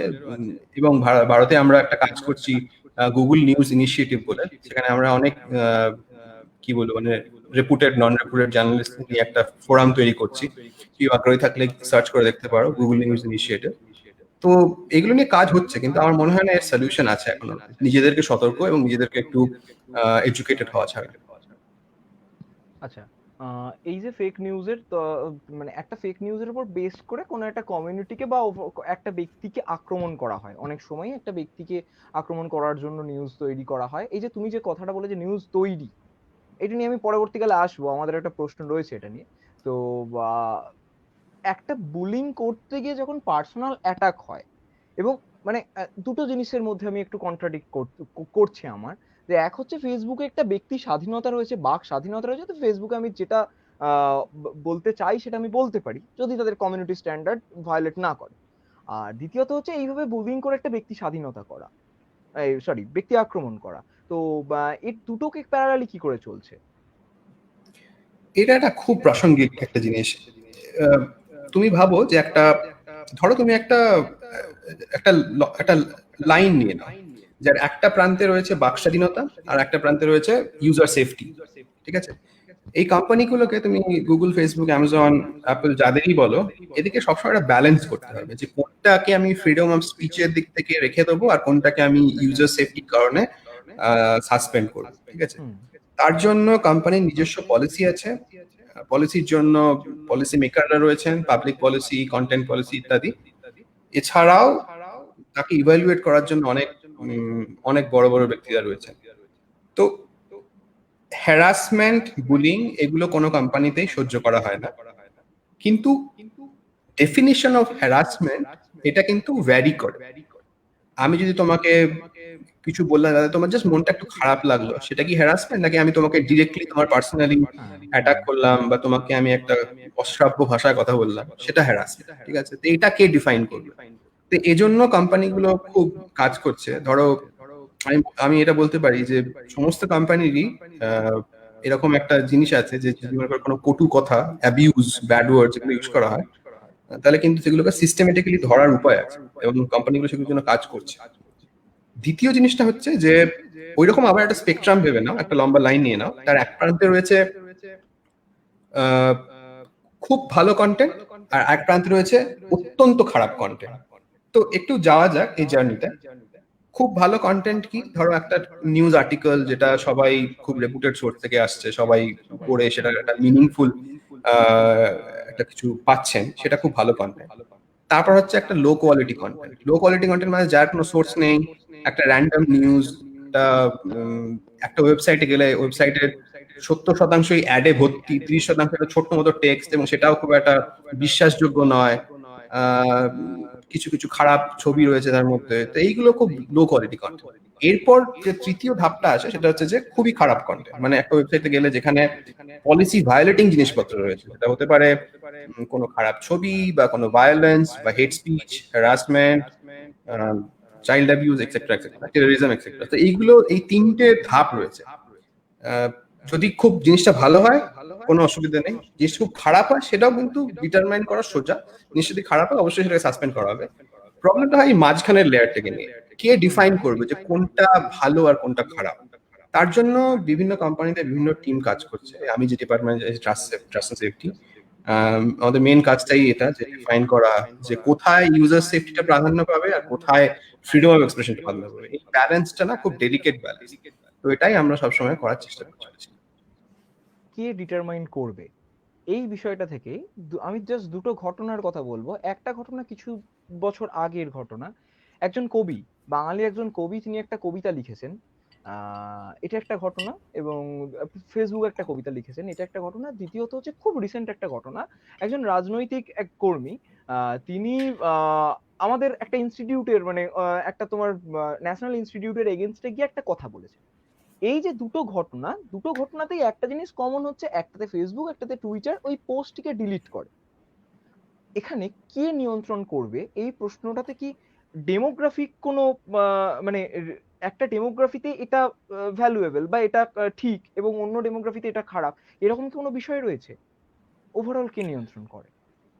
ওভারঅল দুটো জিনিস নিয়ন্ত্রণ করে, প্রথমটা হচ্ছে পলিসি, দ্বিতীয়টা হচ্ছে লিগ্যাল ল্যান্ডস্কেপ। পলিসিটা যেটা বললাম, ওই যদি হেড স্পিচ হয় বা হ্যারাসমেন্ট ইত্যাদি, তখন পলিসি খুব নিজে আগ্রহ নিয়ে সেটাকে বিবেচনা করে সেটাকে ডিলিট করে দেবে। কিরকম আমি বলি, যদি মনে করো আমি ফেসবুকে কিছু একটা লিখলাম, তোমার মনে হলো যে সেটা কমিউনিটি গাইডলাইন্স ভায়োলেট করছে, সেটাকে ফ্ল্যাগ করতে পারো, ফেসবুক সেটাকে রিভিউ করবে এবং যদি পলিসি ভায়োলেশন করে সেটাকে ডিলিট করে দেওয়া হবে। না করলে রেখে দেওয়া হবে এবং তোমাকে বলে দেওয়া হবে যে না, this does not violate our policies. দ্বিতীয় যে জিনিসটা হচ্ছে, এবং তোমার যেটা প্রশ্নের স্পেসিফিক আনসার, যে ডেমোগ্রাফিক কোনো ব্যাপার আছে নাকি, সেখানে একটা লোকাল ল বলে একটা জিনিস আছে। যেমন মনে করো আজকে এই টিকটক এবং আরো কিছু কিছু অ্যাপ আমাদের ভারতবর্ষ থেকে ডিলিট করে দেওয়া হয়েছে, সেটা কিন্তু পলিসি ভায়োলেশন নয়, সেটা একটা অর্ডার, একটা লিগাল অর্ডার। আমার যতদূর মনে হয়, তুমি যে স্পেসিফিক জিনিসটার কথা বললে, যে দ্বিতীয় যে উদাহরণটা দিলে, সেটা আমার যতদূর মনে হয় একটা কোর্ট অর্ডার। তো কোর্ট অর্ডার যখন আসে তখন কোম্পানিটা, যেহেতু আমরা ভারতবর্ষের ল কে ফলো করি, তো court law of the land যেটা বলবো আমরা সেটাই ফলো করবো এবং সেটাকে আমরা সম্মান করবো। আমরা সুপ্রিম কোর্ট যেটা বলবে সেটাও আমরা করেছি এই টিকটক ম্যান ইত্যাদিকে নিয়ে, যে মাননীয় কোর্ট যেটা বলেছেন সেটাকে আমরা জাস্ট ফলো করেছি। কিন্তু টিকটকে কোনো পলিসি ভায়োলেট করেছে ইত্যাদি সেটার বিষয়ে আমি জানি না, কিন্তু এই যে রিমুভালসটা হয়েছে সেটা কিন্তু একটা লিগাল রিমুভালস হয়েছে। এই যে তুমি রিমুভালের কথা বললে, এক্ষেত্রে ওই যে তুমি যেটা বললে যে একটা লোকাল ল দিয়ে রিমুভ হতে পারে, আর 2 নম্বর হচ্ছে যদি কোনো একটা ফেসবুক পোস্টের কথা বলি তাহলে ফেসবুক সেটা ডিলিট করলো। এই যে গাইডলাইনটা একটা ফেসবুকের অটোমেটেড থাকে। আর দ্বিতীয় হচ্ছে একটা মাস রিপোর্টের উপর বেস করে, তুমি যেটা ফ্ল্যাগের কথা বললে, ফ্ল্যাগিং করা বা রিপোর্টের উপর বেস করে ডিলিট হয়। তো এই আমি সেকেন্ড অপশনটাতে যাচ্ছি। আমি কোনো একটা স্পিচ দিলাম, সেই স্পিচটার এগেনস্ট, ধরো সেই স্পিচটা কারোর পছন্দ হলো না, সেই দলটা মাস রিপোর্ট করলো, তারপর কি পোস্টটা ডিলিট হয়ে যেতে পারে? না, সেটা মাস রিপোর্ট উপর ম্যাটার করে না। যদি এটা ডিপেন্ড করে যে তোমার ওটা কোনো পলিসি ভায়োলেশন করছে কি করছে না। Number of violation doesn't matter.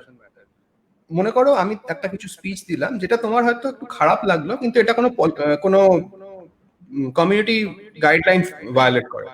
মনে করো তুমি একটা রাজনৈতিক দলের সাপোর্টার, আমি একটা অন্য রাজনৈতিক দলের সাপোর্টার, আমি কিছু একটা বলেছি যেটা তোমার ভালো লাগেনি, সেটা হতে পারে, সেটা মতের বিরোধ থাকতেই পারে, সেজন্য মনে করো 1000 জন লোক সেটাকে রিপোর্ট করে দিল, সেটাতে কিছু এসে যায়। যতক্ষণ অবধি সেটা ফেসবুকের কমিউনিটি গাইডলাইন ভায়োলেট না করছে সেটা ডিলিট হবে না। আচ্ছা, আর এটা আমি তোমাকে অ্যাজ আ কনজিউমার জিজ্ঞেস করব। তুমিও ইন্টারনেট ব্যবহার করো, একটা অন্য দেশে বসে ইন্টারনেট ব্যবহার করো। ইন্টারনেটে আমাদের রেগুলেশন থাকে, দু রকমের রেগুলেশন মোটামুটি ভাবে হয়। এক হচ্ছে আমার পরিবারের, আমার বয়োজ্যেষ্ঠ যারা, তারা রেগুলেট করে এজ রেস্ট্রিক্টেড কিছু ভিডিও বা এজ রেস্ট্রিক্টেড কিছু কন্টেন্ট দেখতে বারণ করে। এটা একটা রেগুলেশন। আর 2 নম্বর হচ্ছে সরকার একটা রেগুলেট করে। অনেক দেশেই আমাদের অনেকগুলো দেশ রয়েছে যেই দেশের ইন্টারনেট রেগুলেট করে সরকার। এটাকে তুমি কনজিউমার হিসেবে কিভাবে দেখো?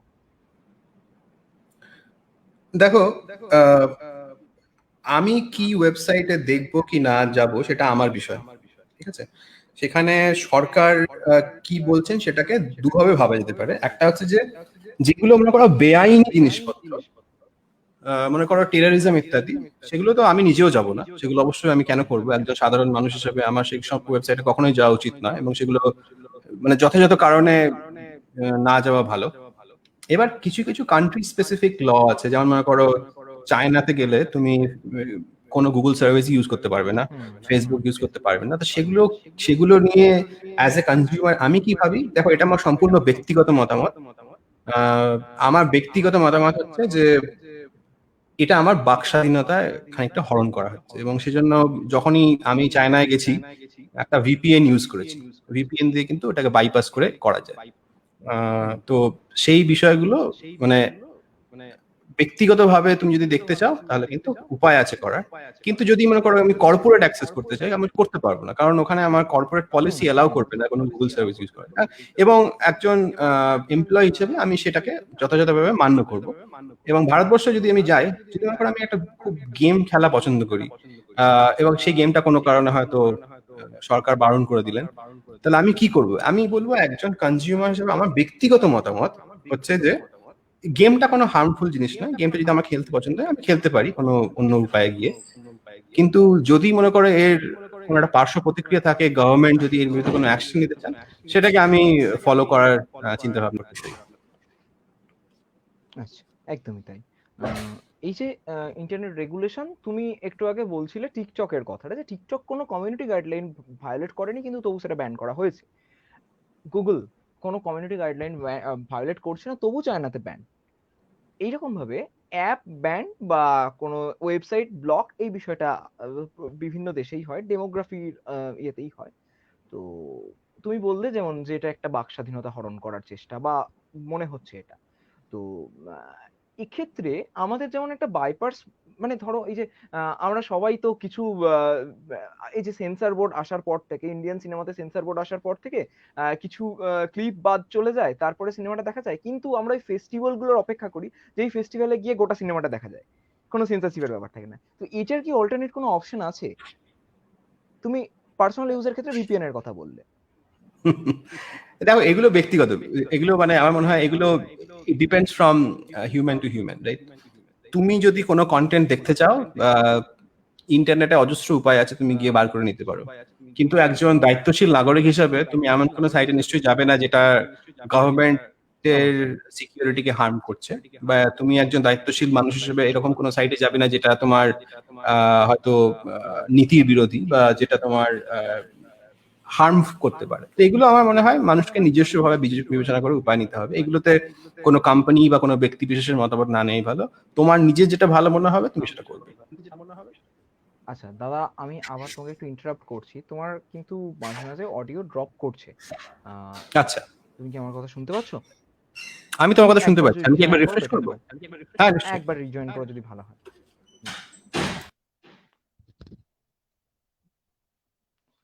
অনেকেই দেখছেন এখনো, আমি অনেকের কথা, অনেকের কমেন্ট গুলো হাইলাইট করতে পারছি না, তাদের ক্ষেত্রে অনুরোধ যে আমার ক্ষেত্রে যেটা হচ্ছে যে যদি কমেন্ট একবার চলে যায়, তারপর যদি অনেকগুলো কমেন্ট আসে, আমি তখন আর হাইলাইট করতে পারছি না। তাদের যদি সেটা সম্বন্ধে জানতে ইচ্ছে করে, তারা একটু তোমরা আরেকবার কমেন্টটা করো, এই স্ট্রিমের মধ্যে আরেকবার কমেন্টটা করো, একাধিকবার কমেন্টটা করো, আমি অবশ্যই ঠিক সময়ে সেই কমেন্টটা হাইলাইট করব।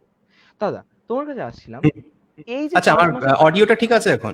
একদম আমার কাছে ঠিক আছে, আমি যদি কোনো ফিডব্যাক পাই আমি তাহলে উম, বলবো। আচ্ছা। তো উম, আমি যেটা বলছিলাম যে এই 5 মাস, শেষ 5টা মাস আমাদের ভারতের কথা, একটা কমপ্লিট লকডাউন চলছে।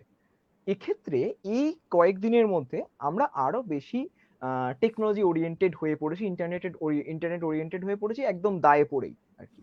অনলাইন ক্লাস হচ্ছে জুম, গুগল মিট, এইরকম কিছু অ্যাপে। তো জুম, গুগল মিট, এই অ্যাপগুলোর সিকিউরিটি নিয়ে কিছুদিন আগে প্রশ্ন এসেছিল, বিশেষ করে জুমের। তো এইগুলো কতটা মানে সিকিউরড একটা অ্যাপ? দেখো, আহ, যখনই এরকম একটা কোনো মাস কনজিউমার স্পেসিফিক অ্যাপ মার্কেটে রিলিজ করা হয়, আমার মনে হয় সেগুলোকে রিলিজ করার আগে তার প্রাইভেসি এবং সিকিউরিটিকে খুব ভালোভাবে আহ, মানে মেপে দেখা দরকার, এবং সেগুলোকে খুব ভালোভাবে পরীক্ষা না করে মার্কেটে লঞ্চ করা উচিত নয়। জুমের যেটা হয়েছিল যে জুম খুব তাড়াতাড়ি মার্কেটটাকে অ্যাকোয়ার করার চেষ্টা করার জন্য ওরা লঞ্চ তো করে দিল, কিন্তু ওদের সিকিউরিটিতে কিছু কিছু ফ্লস ছিল, যেটা এখন ওরা ফিক্স করেছে, মানে অনেক এসকেলেশন হওয়ার পর। কিন্তু মানে আমি এটাকে গুগলে এমপ্লয়ি বলে বলছি না, কিন্তু যখন আমাদের গুগল মিটটাকে মার্কেটে লঞ্চ করা হলো তখন কিন্তু আমরা অনেক টাইম নিয়ে করলাম, কারণ আমরা জানি যে সিকিউরিটি এবং প্রাইভেসি এই জিনিসগুলো যখন, এবং বিশেষ করে যখন ছাত্রছাত্রীরা এই অ্যাপগুলোকে ইউজ করবে, এগুলো একটা খুবই দরকারি জিনিস। মনে করো একজন অনামী কেউ ঢুকে পড়লো তোমার গুগল চ্যাটের মধ্যে বা জুম ক্লাসের মধ্যে, সেটা একটা খুবই একটা অবাঞ্ছনীয় জিনিস, সেগুলো না হওয়া উচিত। তো আমার মনে হয় এই এই ধরনের মাস অ্যাপ রিলিজ করার আগে কোম্পানিদের অনেক সতর্ক থাকা উচিত, কোনটা করা উচিত হবে কোনটা করা উচিত হবে না এই নিয়ে। আচ্ছা, এই যে গুগল বা গুগল মিট বা জুমের মাধ্যমে আমরা যে অল্টারনেট একটা লার্নিং এর অপশন পাচ্ছি, অবশ্যই এই সময় এছাড়া আর কোনো অপশন নেই। আমি একেবারে ব্যক্তিগতভাবে তোমাকে জিজ্ঞেস করব, যদি তোমার ছাত্র হিসেবে তুমি বলো বা অভিভাবক হিসেবে তুমি, তোমার কথা যদি জিজ্ঞেস করি, এই অল্টারনেট লার্নিংটা কি ছাত্রদের ক্ষেত্রে মানে এফেক্টিভ, নাকি ক্লাসরুমটাই বেশি ভ্যালুয়েবল? দেখো, আহ, এই যে এখন আমরা যে সময়ের মধ্যে দিয়ে যাচ্ছি এটা তো একদমই আনপ্রেডিক্টেড, তাই না? আমরা কখনো ভাবতেও পারিনি যে আমাদের এই 4-5 মাস ধরে বাড়ি থেকে কাজ করতে হবে বা বাড়ি থেকে পড়াশোনা করতে হবে। তো আমার মনে আছে কিছুদিন আগে তুমি আর একটা রকম লাইভ করেছিলে, যেখানে আমাদেরই ব্যাচে সুমন্ত দা এসেছিল, ও বলছিল যে এর উপর মানসিক কি মানে এফেক্ট পড়তে পারে ইত্যাদি। তো আমি ওটা ফলো করছিলাম। আমার যেটা মনে হয়েছে জানো তো, যে অভিভাবক হিসাবেই হোক বা কর্মচারী হিসাবেই হোক, আমাদের এই নতুন রিয়েলিটিটার সাথে মানিয়ে নিতে হবে। না মানালে না খুব মুশকিল, কারণ হ্যাঁ, ক্লাসরুমের অবশ্যই একটা আলাদা চার্ম আছে, মানে টিচার নিজের হাতে বোর্ডে চক দিয়ে লিখে যে কানেকশনটা আছে সেটা তুমি কোথায় পাবে তুমি অনলাইনের মধ্যে দিয়ে। কিন্তু দেখো আজকে আমরা যে পরিস্থিতিতে আছি সেটা আমাদের মেনে নিতে হবে যে শিক্ষাটা তো বন্ধ হয়ে থাকতে পারে না, শিক্ষাটাকে এগিয়ে দিয়ে যেতে হবে। আমি মাঝে মাঝে দেখি আমাদের স্কুলে তুমি যে ইউটিউব চ্যানেলটা করেছো সেখানে আমি না মাঝে মাঝে গিয়ে দেখি, মানে আমাদের টিচার পড়াচ্ছেন, পার্থবাবু ফিজিক্স পড়াচ্ছেন, দেববাবু সমাজ পড়াচ্ছেন, আমি এগুলো দেখি কারণ পুরনো স্মৃতি যেটা মনের মধ্যে আসে। তো এই নতুন মাধ্যমটা একটু হয়তো শিখতে কষ্ট হবে প্রথম দিকে, কিন্তু আমি বলবো ছাত্রছাত্রীদের, অভিভাবকদের এবং শিক্ষকদের আপনারা এটাকে নিজের মতো করে নিন, কারণ আমাদের যা পরিস্থিতি এখন তো কিছুদিন তো এটা চলবেই আপাতত আরো, এবং এটা মানে কি বলবো, মানে যত তাড়াতাড়ি আমরা এটাকে নিজেকে মতো মানিয়ে নিতে পারবো তত ভালো। যদি জিজ্ঞেস করি যে পরিস্থিতি স্বাভাবিক হয়ে যাওয়ার পর কি এটা চালিয়ে যাওয়া উচিত নাকি ক্লাসে ফিরে যাওয়া উচিত?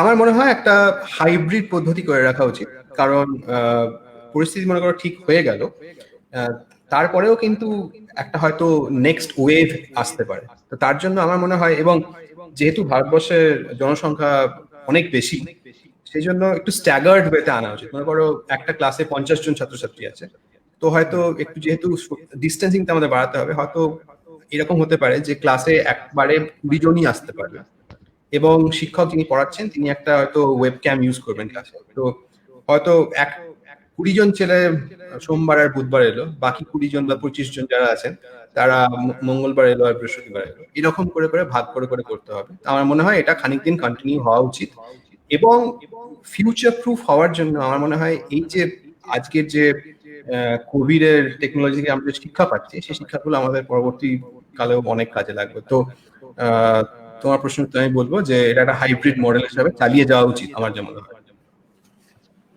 এক্ষেত্রে একটা অ্যাপিল বলতে পারো, মানে তুমি আমাদের বিদ্যালয়ের প্রাক্তনী, তুমি এরকম একটা কোম্পানিতে রয়েছো, সবটাকে মিলিয়ে মিশিয়ে আমি তোমার কাছে একটা অ্যাপিল বলতে পারি, বলতে পারো। এই যে তুমি ওয়েব ক্যামের কথা বললে, আমাদের অনলাইন ক্লাসটা এই 4 মাস 5 মাস ধরে চলছে বলে আমরা কিছু কিছু সময় দেখতে পাচ্ছি যে তোমার আমরা এই 100% মানে ভারতের মতো একটা দেশে 100% ছাত্রদেরকে এই অনলাইন ক্লাসে আমরা ইনক্লুড করতে পারছি না। 70% হয়েছে, বাকিদের টেকনোলজির জন্যই পারছি না। যদি অল্টারনেট কোনো অপশন তুমি বলতে পারো, মানে তুমি যদি করতে পারো, যদি গুগলের সহায়তাই করতে পারো আমাদের স্কুলের ছাত্রদের জন্য, মানে এটা তুমি আমাদের স্কুলের অ্যালুমনি বলে আমি তোমার উপর রিকোয়েস্টটা রাখছি, যে তাহলে ভীষণ ভালো হয়, এবং আমরাও চাই যে 100% ছাত্রই যাতে এই সুযোগটা পায়। দেখো তুমি আমাকে এটা বললে, আমার তা মনে রাখলাম। তবে অল্টারনেট সলিউশন তো নেই, টেকনোলজির অল্টারনেট সলিউশন এখনো কিছু আসেনি। তো এই টেকনোলজির মাধ্যমে আমি বর্ধমানপুর উচ্চ বিদ্যালয়ের জন্য কি করতে পারি সেটা আমার মাথায় থাকলো, আমি দেখা যাক নেক্সট জবে আমার আসার সুযোগ হবে, আমি যতটা পারার করবো এটুকুই বলতে পারি। তবে হ্যাঁ, তুমি যেটা বলেছো সেটা একটা খুবই প্রাসঙ্গিক জিনিস, যে হয়তো এই যে টেকনোলজিক্যাল ইনফ্রাস্ট্রাকচারটা যেটা তৈরি করা বাড়িতে, সেটা হয়তো অনেকটা খরচ সাপেক্ষ অনেকের জন্য, এবং সেটা সত্যিই একটা খুবই কষ্টের মধ্যে দিয়ে অনেকে যাচ্ছেন, সেটা আমি সত্যি একটা উপলব্ধি করছি। তো আমাদের কোম্পানি অনেক জায়গাতেই, যারা মনে করো অনেক আরো লোয়ার সেগমেন্টের আছে, যেমন আফ্রিকা এক্সেট্রাতে, সেগুলোতে আমরা অনেক কাজ করছি। বর্ধমানে যদি এরকম কিছু স্পেসিফিক জিনিস থাকে আমি অবশ্যই সেটাকে জানার চেষ্টা করব ব্যক্তিগতভাবে, এবং দেখবো যে কতটা কি করা যায়। আমিও পজিটিভ কিছু শোনার অপেক্ষায় রইলাম, আমরা সবাই রইলাম। এই যে এই এতক্ষণ আমি অনলাইন ক্লাস নিয়ে বলছিলাম, আরেকটা বিষয় যেটা এই কদিনে বেড়েছে সেটা হচ্ছে যে আমরা বাড়ির বাইরে যেতে পারছি না, কিন্তু কিছু কিছু জায়গায় আমাদেরকে অনলাইন ট্রানজাকশন করতে হচ্ছে, মানে ট্রানজাকশনের করতে পারছি, ক্যাশ ট্রানজাকশন করতে পারছি না বলে আমাদের অনলাইন ট্রানজাকশন করতে হচ্ছে। তো ইলেকট্রিক বিল, ডিটিএইচ, তোমার বিভিন্ন লোকজনের মধ্যে টাকা পাঠানোর যে বিষয়টা, যারা ফিজিক্যালি যেতে পারছে না তারা পাঠাচ্ছে। তোমাদের গুগলের গুগল পে একটা খুব ভালো একটা মাধ্যম, এবং আমি বিশ্বাস করি, আমি পার্সোনালি এটা সিকিউর একটা মাধ্যম। তবুও তো কিছু সমস্যা থেকেই যায় এইসবের ক্ষেত্রে, বেশিরভাগ ক্ষেত্রে যেটা হয় একটু বয়স্ক মানুষদের ক্ষেত্রে এই সমস্যাটা করে ওঠে। তার বিষয়ে একটু বলো কিছু। হ্যাঁ দেখো, এই যে অনলাইন ট্রানজাকশন বলো বা গুগল পে বলো, এর মধ্যে এগুলো, এই বেশিরভাগ অ্যাপই, যেমন মনে করো পেটিএম বলো, গুগল পে বলো, ফোন পে বলো, ভীম বলো, আরো যে সমস্ত ইউপিআই অ্যাপস গুলো আছে এরা কিন্তু প্রত্যেকেই এনপিসিআই সার্টিফাইড। এনপিসিআই হচ্ছে আমাদের একটা রাষ্ট্রীয় সংস্থান যারা পেমেন্ট কন্ট্রোল করে। কদিন আগে কিছু কিছু নিউজ এসেছিল যে না আরবিআই বলেছে গুগল কোনো পেমেন্ট প্ল্যাটফর্ম নয় ইত্যাদি। তো এই ধরনের ভুলভ্রান্তি খবর মাঝে মাঝে আসতে থাকে এবং মানুষকে খুব বিভ্রান্ত করে দেওয়ার একটা চেষ্টা করা হয়, এগুলো সর্বৈব মিথ্যা। যেটা আমি বললাম একটু আগে, যারা একটু বয়স্ক মানুষ আছেন নির্দ্বিধায় এই অ্যাপগুলো ব্যবহার করুন। শুধুমাত্র কিছু কিছু ফান্ডামেন্টাল জিনিস মাথায় রাখবেন, যেমন আপনার ইউপিআই পিন বা আপনার ব্যাংকের এটিএম পিন এগুলো কখনোই কোথাও লিখে রাখবেন না বা এগুলো কখনোই কাউকে বলবেন না। এগুলো নিজের কাছেই রাখুন, সযত্নে রাখুন এবং এগুলোকে খুব গোপনীয়তার সহকারে ব্যবহার করুন। কারণ এই পেটিএমই বলো বা গুগল পেই বলো, এই অ্যাপগুলোতে না মানে পেমেন্ট ট্রানজাকশন খুব সিমলেস হয়ে গেছে। মনে করো আমি তোমাকে কিছু টাকা পাঠাতে চাই, নেট ব্যাংকিং করতে গেলে প্রথমে তোমাকে একজন পে হিসাবে অ্যাড করতে হবে, ওটিপি দিতে হবে, সেটা অ্যাড করতে করার পর আমাকে ওয়েট করতে হবে তারপর। কিন্তু তার জায়গায় আমি জাস্ট যদি তোমার ফোন নাম্বারটা জানি, আমি তোমাকে ইমিডিয়েটলি টাকাটা পাঠিয়ে দেবো। এটা অনেক সিমলেস হয়ে গেছে। এগুলো অবশ্যই ভালো দিক আছে, মানুষকে জাস্ট জানতে হবে যে কোন কোন জিনিসগুলোকে অ্যাভয়েড করা, সেগুলো করতে থাকলে এগুলো কোনো অসুবিধা নেই, এগুলো খুবই ভালো অ্যাপ। আচ্ছা, আরেকটা কথা, এটা আমি ব্যক্তিগতভাবেই জানতে চাইছি যে মোটামুটি অনলাইন ট্রানজাকশন দুভাবে হয়, মোবাইল ওয়ালেটের মাধ্যমে আর ইউপিআই এর মাধ্যমে। কোনটা বেশি ভালো, কোনটা বেশি সেফ? দেখো, ইউপিআই থেকে হলে সেটা তোমার ডিরেক্টলি ব্যাংক অ্যাকাউন্ট থেকে চলে যাচ্ছে, আর মোবাইল ওয়ালেটের মধ্যে যদি তুমি যেতে চাও তোমার একটা ভার্চুয়াল অ্যাকাউন্টে গিয়ে ওটা স্টোর হচ্ছে। এর মধ্যে ভালো খারাপের কোনো ব্যাপার নেই, এটা তোমার যেটা ব্যক্তিগতভাবে পছন্দ তুমি সেটা করতে পারো। এটা জাস্ট মানে দুটো ডিফারেন্ট ওয়েজ, তোমার যেটা পছন্দ তুমি সেটা করে নিও। এই যেমন অনেক ব্যবসায়ীরা আছে যারা ডিরেক্টলি ব্যাংকে ট্রানজাকশনটা পছন্দ করে, তারা ইউপিআইটা ব্যবহার করে। আবার মনে করো তুমি যদি বিল পেমেন্ট ইত্যাদি করতে চাও, তো পেটিএম এর ওয়ালেট দিয়ে যদি তুমি করো তাহলে আমি ওরা দেখবে কিছু কিছু ভাউচার ইত্যাদি দেয়, সেটা যদি কারোর কনভিনিয়েন্ট মনে হয় সেটাও করতে পারো। দুটোই খুবই সিকিউর, যেটা কনজিউমারের চয়েস সেটা করবেন। আচ্ছা, আমরা যেমন সেফটি আর সিকিউরিটি নিয়ে কথা বলছি, একটা প্রশ্ন এসছে, প্রশ্নটা আমরা একটু দেখে নিই।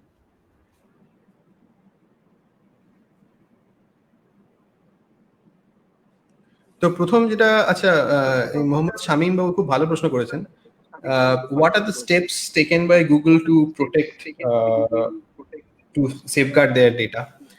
এটা খুবই ভালো প্রশ্ন। দেখুন, আমি একটা কিছুক্ষণ আগে একটা ওয়েবসাইটে দেখাচ্ছিলাম, security.google or secure.google, ওটাতে অনেক কিছু আছে, বাট যদি সামারি বলতে হয় আমি বলবো যে আপনি যখনই গুগলের সাথে কোনো ডেটা শেয়ার করছেন, সেটা কিন্তু একটা খুব সিকিউরড সার্ভারে যাচ্ছে, যেখানে কিন্তু কোনো মানুষের অ্যাক্সেস নেই, এটা বলতে পারি। এবং দ্বিতীয় কথা এটা বলতে পারি যে আপনি যখনই গুগলের সাথে কোনো ডেটা শেয়ার করেন, তার কিন্তু কিছু কিছু পজিটিভ জিনিস আছে। কেন কিছু কিছু এটা এটা জানতে হবে যে আপনার লোকেশন ডেটা গুগল জানছে কেন? আমি কি আপনাকে ট্র্যাক করার চেষ্টা করছি? না, মোটেই না। কারণটা হচ্ছে এটাই, আপনাকে খুব রেলেভেন্ট ম্যাপস রেজাল্ট দেখানোর জন্য। আপনি যদি গুগলকে বলেন যে আমি বর্ধমানে আছি, আর আপনি যদি মনে করুন সার্চ করেন যে nearby places for biryani, আপনাকে নিশ্চয়ই দিল্লিতে দেখানোটা ঠিক হবে না, আপনাকে যেটা বর্ধমানে আছে সেটা দেখানো ঠিক হবে। তো ওই কারণগুলোর জন্য এই কিছু কিছু ডেটা আপনি গুগলকে দেন, এবং সেগুলো আমি এটা খুব দায়িত্ব নিয়ে বলতে পারি যে সেই ডেটার দায়িত্ব কিন্তু খুব যত্নশীল ভাবে, সতর্ক ভাবে আমরা মেনটেন করার চেষ্টা করি, এবং সেই ডাটার অ্যাক্সেস কিন্তু মানুষের নেই, সবই ক্লাউডে এনক্রিপ্টেড হয়ে আছে। আপনি গুগলকে যে ডেটা দিচ্ছেন সেটাও কিন্তু আপনি কন্ট্রোল করতে পারেন। আপনি আপনার কোনো পার্সোনাল ডেটা নাও দিতে পারেন। আপনি যদি myactivity.google.com এ যান, তাহলে কিন্তু আপনি সমস্ত ডেটা অফও করে রাখতে পারেন। এর সুবিধা অসুবিধা দুটোই আছে। সুবিধা হচ্ছে যে আপনি গুগলকে কোনো ডেটা দিচ্ছেন, অসুবিধা হচ্ছে যে আপনি কোনো পার্সোনালাইজড রেজাল্ট পাবেন না। এটা আপনার ব্যক্তিগত বিষয়, আপনি যেরকম দিতে চান সেরকম দিতে পারেন, না দিতে চাইলেও কোনো অসুবিধা নেই। আর আপনি দ্বিতীয় যে প্রশ্নটা আমি ভুলে গেলাম, দ্বিতীয় প্রশ্নটা কি ছিল? And is it safe for the consumers who are allowing Google apps to access their phone data? দেখুন, যে অ্যাপস গুলো গুগল প্লে স্টোরে অ্যাপ্রুভ হয়েছে তাদেরকে যদি আপনি ডেটা দেন, সেগুলো আমি বলবো বেশিরভাগই নির্দ্বিধায় দিতে পারেন। তবে একটু সতর্ক থাকতে হবে যেমন মনে করুন কোনো অ্যাপস যদি আপনার ক্যামেরা অ্যাক্সেস করছে বা এসএমএস অ্যাক্সেস করছে, তারা কেন করছে এটা একটু জানার চেষ্টা করবেন। তো অ্যান্ড্রয়েড লিঙ্ক থেকে একটা আমরা জিনিস চালু করেছি, সেটা হচ্ছে যে আপনি কিন্তু ইন্ডিভিজুয়াল অ্যাপ পারমিশন ব্লক করতে পারেন। মনে করুন একটা অ্যাপ আপনার এসএমএস অ্যাক্সেস করছে, ফটো অ্যাক্সেস করছে এবং আপনার আরো কিছু কিছু কল ডেটা অ্যাক্সেস করছে, আপনি কিন্তু এগুলো সব অফ করে দিতে পারেন, আপনার অ্যাপ কিন্তু ঠিকঠাক চলবে। যে অ্যাপগুলো চলবে না, যাদের ওই ডেটাটা একদম দরকার, যেমন ইনস্টাগ্রামকে যদি আপনি ক্যামেরা অ্যাক্সেস না দেন, সেই অ্যাপটা কাজ করবে না। তো সেগুলো তো অবশ্যই দিতে হবে, বাকিগুলোকে আপনি এরকম গ্র্যানুলার ওয়েতে অন বা অফ রাখতে পারেন। আচ্ছা, আমরা পেমেন্ট নিয়ে কথা বলছিলাম দাদার সাথে, গুগল পে নিয়ে কথা বললাম বা অন্যান্য জিনিস নিয়ে কথা বললাম। হোয়াটসঅ্যাপ মানি একটা নতুন, হোয়াটসঅ্যাপ পেমেন্ট একটা নতুন অপশন আসছে। তো ফেসবুক হোয়াটসঅ্যাপ সব লিঙ্কড এখন, তাদের ডেটা প্রিভেসিটা এতটা কম, তো সেদিক থেকে এই হোয়াটসঅ্যাপ পেমেন্টটা কতটা ঠিকঠাক হবে, বা এটা ইউজ করা কতটা ঠিকঠাক হবে একটু বলো। দেখো, আমি একটা যেটা কথা বললাম একটু আগে, যে কোনো খুব যদি বড় কোম্পানি এরকম কোনো ইনিশিয়েটিভ লঞ্চ করে, তাহলে সাধারণত সেগুলো নিয়ে কোনো চিন্তা করার কারণ নেই। এবার হোয়াটসঅ্যাপ পেমেন্টটা কিন্তু ইন্ডিয়াতেও লঞ্চ হয়েছিল ক বছর আগে। এটা কিন্তু নতুন না, অলমোস্ট 2 বছর আগে লঞ্চ হয়েছিল, কিন্তু ওরা রেগুলেটরি জায়গায় গিয়ে সেটা আবার ওরা রোল ব্যাক করে দিয়েছে। এবং এটা গত 2 মাস আগে ব্রাজিলে লঞ্চ হয়েছিল, কিন্তু ব্রাজিলেও সেই একই গল্প, ব্রাজিলেও কিছু কিছু রেগুলেটরি ঝামেলায় পড়ে আবার ওটাকে রোল ব্যাক। এবার হয়তো ইন্ডিয়াতেও কিছুদিন বাদে লঞ্চ হবে, কিন্তু লঞ্চ তখনই হবে যখন এনপিসিআই ওই অ্যাপটাকে পুরোপুরিভাবে রিভিউ করবে এবং দেখবে যে ওরা কোথায় কোথায় জিনিস নিচ্ছে। এবং ইন্ডিয়ায় যে কোনো পেমেন্ট অ্যাপ তৈরি করার প্রথম যেটা ক্রাইটেরিয়া, সেটা হচ্ছে যে পেমেন্ট ট্রানজাকশন ডেটা, যা তথ্য, সেটা কিন্তু একটা ইন্ডিয়ান সার্ভারে রাখতে হবে, এটা কোনো বাইরের সার্ভারে এই ডেটাকে পাঠাতে হবে না। এটা গুগল পে এর ক্ষেত্রে সত্যি, ফোন পে, পেটিএম সবার জন্যই এটা সত্যি। তো ফেসবুককে এটা আগে ফলো করতে হবে। তো যদি ওনারা এটা ফলো করতে পারে, এটা অবশ্যই একটা ওয়েলকাম স্টেপস হবে, কারণ হোয়াটসঅ্যাপ তো খুবই একটা পপুলার মাধ্যম আছে, ওটার মাধ্যমে যদি মানুষ আর একটু ইজ অফ ট্রানজাকশন হয়ে যেতে পারে, অসুবিধা কি আছে? কোনো অসুবিধা নেই। আচ্ছা, আমরা প্রায় শেষের দিকে এসে পড়েছি। এরপরে একটা অন্য সেগমেন্টে যাব। আমাদের ক্ষেত্রে এই সেগমেন্টটা খুব মজাদার, দেখি দাদা কিরকম ভাবে নেয়। আমরা কিছু কিছু লাইন বলবো, সেই লাইনগুলো সম্বন্ধে একটু পানিং করার চেষ্টা করেছি, একটু অন্য ভাবে দেখার চেষ্টা করেছি। তো সেই লাইনগুলো সম্বন্ধে তোমাকে 2-3টে লাইনে বলতে হবে, তুমি তার এগেনস্টে 2-3টে কথা বলতে পারবে, 2-3টে লাইন বলতে পারবে। প্রথমত আচ্ছা, হচ্ছে, তোমার ছোটবেলা, আমাদেরও ছোটবেলা এরকম একটা গান, তুমি আমার কথা শুনতে পাচ্ছ তো? পাচ্ছি পাচ্ছি। তোমার ছোটবেলা কৈশোর একটা গান শুনে কেটেছে, আমাদেরও ছোটবেলাটা কেটেছে, কিন্তু এখন স্কেপটা চেঞ্জ হয়ে গেছে গানটার। পৃথিবীটা নাকি ছোট হতে হতে 5 ইঞ্চির মোবাইল স্ক্রিনে বন্দি। এটা খুবই সত্যি কথা। এটা 5 ইঞ্চির মোবাইল বলো বা 14 ইঞ্চির ল্যাপটপই বলো, এটা সত্যি। এবং এটাকে কোনো ইয়ে নেই, মানে বলতে কোনো লজ্জা নেই যে এটা সবাই, মানে একটা বাচ্চা ছেলে থেকে শুরু করে বয়স্ক মানুষ সবাই, এবং বিশেষ করে আজকের কোভিড এর জন্য তো সবাই স্ক্রিনের দিকে তাকিয়ে আছে সকাল থেকে রাত অব্দি। তো এটা সত্যি, এটা তবে এতটাও স্ক্রিনের প্রতি অ্যাডিক্ট হয়ে যাওয়া উচিত নয়। বাইরে একটু হাঁটাচলা করা এবং বাইরের জগৎটাকে দেখা, এটা খুবই দরকারি। তবে মানে এই যে সেন্টিমেন্টটা, তার সাথে আমি একমত। আহ এরপরে যেটা, যে এই আবারও কোভিড এর কথা আসবে। কোভিড এর জন্য তুমি আমাকে বললে যে কোভিড এর জন্য মোবাইল স্ক্রিনের প্রতি অ্যাফেকশনটা আরো বেড়েছে। কোভিড আমাদের গোটা বিশ্ব জুড়ে ছড়িয়ে পড়া একটা ভাইরাস কোভিড। তোমার কাছে প্রশ্ন, কহেন কবি কালিদাস কোনটি বেশি বিপজ্জনক, ভাইরাল না ভাইরাস?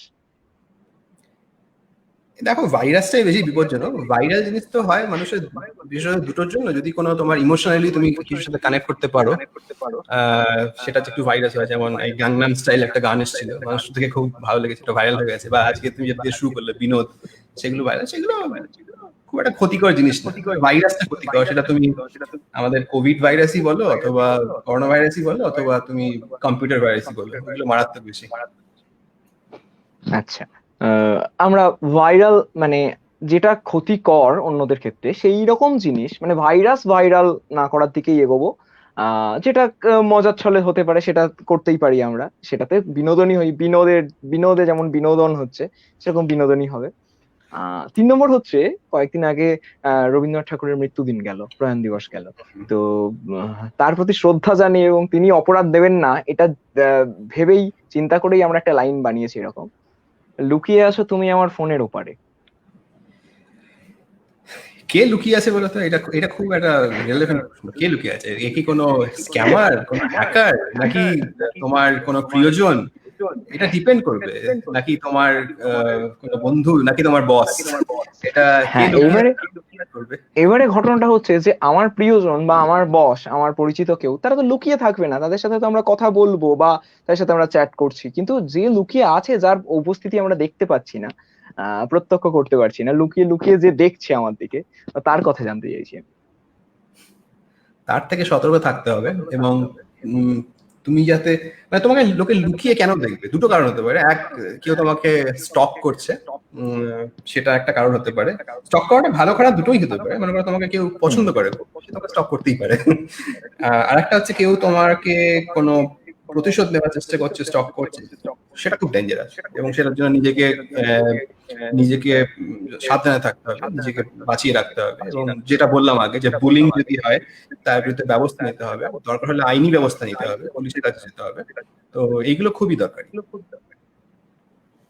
আহ, বেশ, ঠিক আছে, একদমই তাই। পুলিশের কাছে যেতে হবে এবং যেটা ব্যবস্থা নেওয়া দরকার সেটাই করতে হবে। আহ এরপরে যেটা আসবো, তার আগে বিষয়টা, এই তোমার সাথে আমার অনেকক্ষণ ধরেই কথা হচ্ছে, তুমি বাক স্বাধীনতা নিয়ে কথা বললে, কিন্তু আমরা বড্ড চিৎকার করে ফেলি, ফেসবুক হোক, হোয়াটসঅ্যাপ হোক, যে কোনো জায়গায় যেখানে আমি কথা বলতে চাই, কথা বলতে পারি, সেখানে বড্ড চিৎকার করে ফেলি। বাক স্বাধীনতা থাকবেই, কিন্তু ফেসবুকে বাক স্বাধীনতাটা কতটা থাকা দরকার? দেখো, বার্ক স্বাধীনতা যেটা বলছো, সেটা আমার মনে হয় যে কেন আমাদের বার্ক কেন করতে হবে? আমরা তো, দেখো তুমি আর আমি কত সুন্দর কথা বলছি, আমার বন্ধু বান্ধব যারা আছে সকাল থেকে হোয়াটসঅ্যাপে রাত অব্দি মেসেজ আছে, কত সুন্দর কথাবার্তা হয়। আমরা প্রতি বছর একটা পিকনিক করি, আমাদের 2001 সালের মাধ্যমিক, 2003 সালের উচ্চ মাধ্যমিক, খুব সুন্দর কথাবার্তা। তো বার্ক করা দরকারই নেই। বার্ক কেন করবো? বার্ক করে তোমার, যেটা বললাম, যে পজিটিভিটি স্প্রেড করা উচিত ইন্টারনেটের মাধ্যমে। যদি তুমি কিছু বিষয়ে একদমই অমত হও, তুমি ডেটা দিয়ে সেটাকে প্রুফ করো। শুধু শুধু চিৎকার করে তো তা হবে না। সেটা আমাদের সামাজিক জীবনেই বলো, রাজনৈতিক জীবনেই বলো, অথবা সোশ্যাল মিডিয়াতেই বলো, বার্ক করে লাভ নেই। তো শুধু শুধু নিজের এনার্জি অপচয় না করে সেটাকে সংযত করো, ঠিক জায়গায় সেটাকে এনার্জিটাকে চ্যানেলাইজ করো। বার্ক না করাই উচিত। আর স্বাধীনতার কথা যদি বলো, দেখো আমরা স্বাধীন দেশের স্বাধীন নাগরিক, আমরা যে যা খুশি বলতে পারি, যতক্ষণ অবধি না সেটা একটা হ্যারাসমেন্ট বা বুলিং এর দিকে যাচ্ছে। তো বলো না, কোনো অসুবিধা নেই, জাস্ট চিৎকারটা না করলেই হচ্ছে। একদমই তাই, চিৎকার না করতে হবে এবং সঠিক কথা বলতে হবে। মিথ্যে কথা চিৎকার করে বা আস্তে আস্তে দুটো ভাবে বলাই ক্ষতিকর। আচ্ছা, আমরা অবশ্যই। ছোটবেলাতে একটা খুব ফেমাস ডায়ালগ ছিল আমাদের, মানে আমরা সবাই তো ওই, যতই এখন হলিউড সিনেমা দেখে বলিউড বা বাংলার ইন্ডাস্ট্রিকে গালাগাল দিই, আর সবাই তো টলিউড দেখেই বড় হয়েছি। তো সেরকম একটা প্রশ্ন: সোশ্যাল মিডিয়া খবর দেখে না খবর শোনে না খবর তৈরি করে? এটা কিন্তু সত্যি, খবর তৈরি করে খানিকটা ক্ষেত্রে। এই এখন আমি দেখছি, খুবই দুঃখের বিষয়, মানে আমাদের একজন এত সুন্দর অভিনেতা মারা গেলেন, সুশান্ত সিং রাজপুত। তার মৃত্যুটা যত না দুঃখের, তার মৃত্যুর পর থেকে বিভিন্ন মাধ্যমে আমি যে সমস্ত খবর পড়ছি বা দেখছি, এবং অবাঞ্ছিত আলোচনা চলছে, সেগুলো সেগুলো মনে হয় খানিকটা তৈরি করা খবর।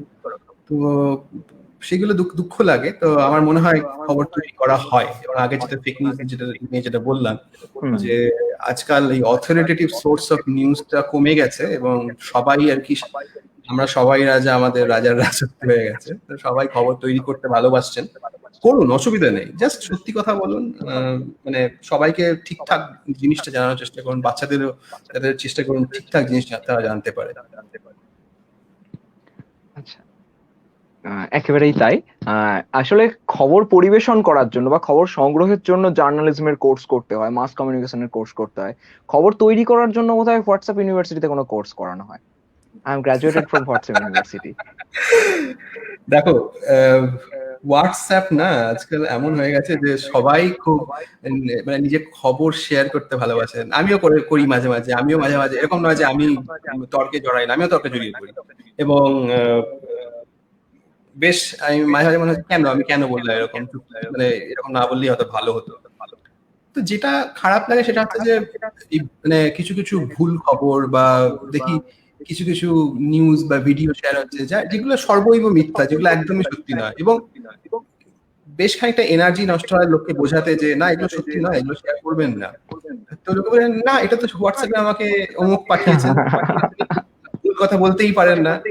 তো এইটা না খানিকটা মানুষের মধ্যে একটা ধারণা আছে যে, মনে করো যারা একটু পুরনো আমলের মানুষ তারা তো এই ডিজিটাল জিনিসটা এতটা ভালো করে দেখেননি, তো তাদের কাছে এটাই একটা খুব মানে সফিস্টিকেটেড মিডিয়াম। তো তারা যখন দেখেন যে ফেসবুক থেকে কিছু আসছে বা হোয়াটসঅ্যাপ থেকে, তাদের কাছে সেটাই ধ্রুব সত্য।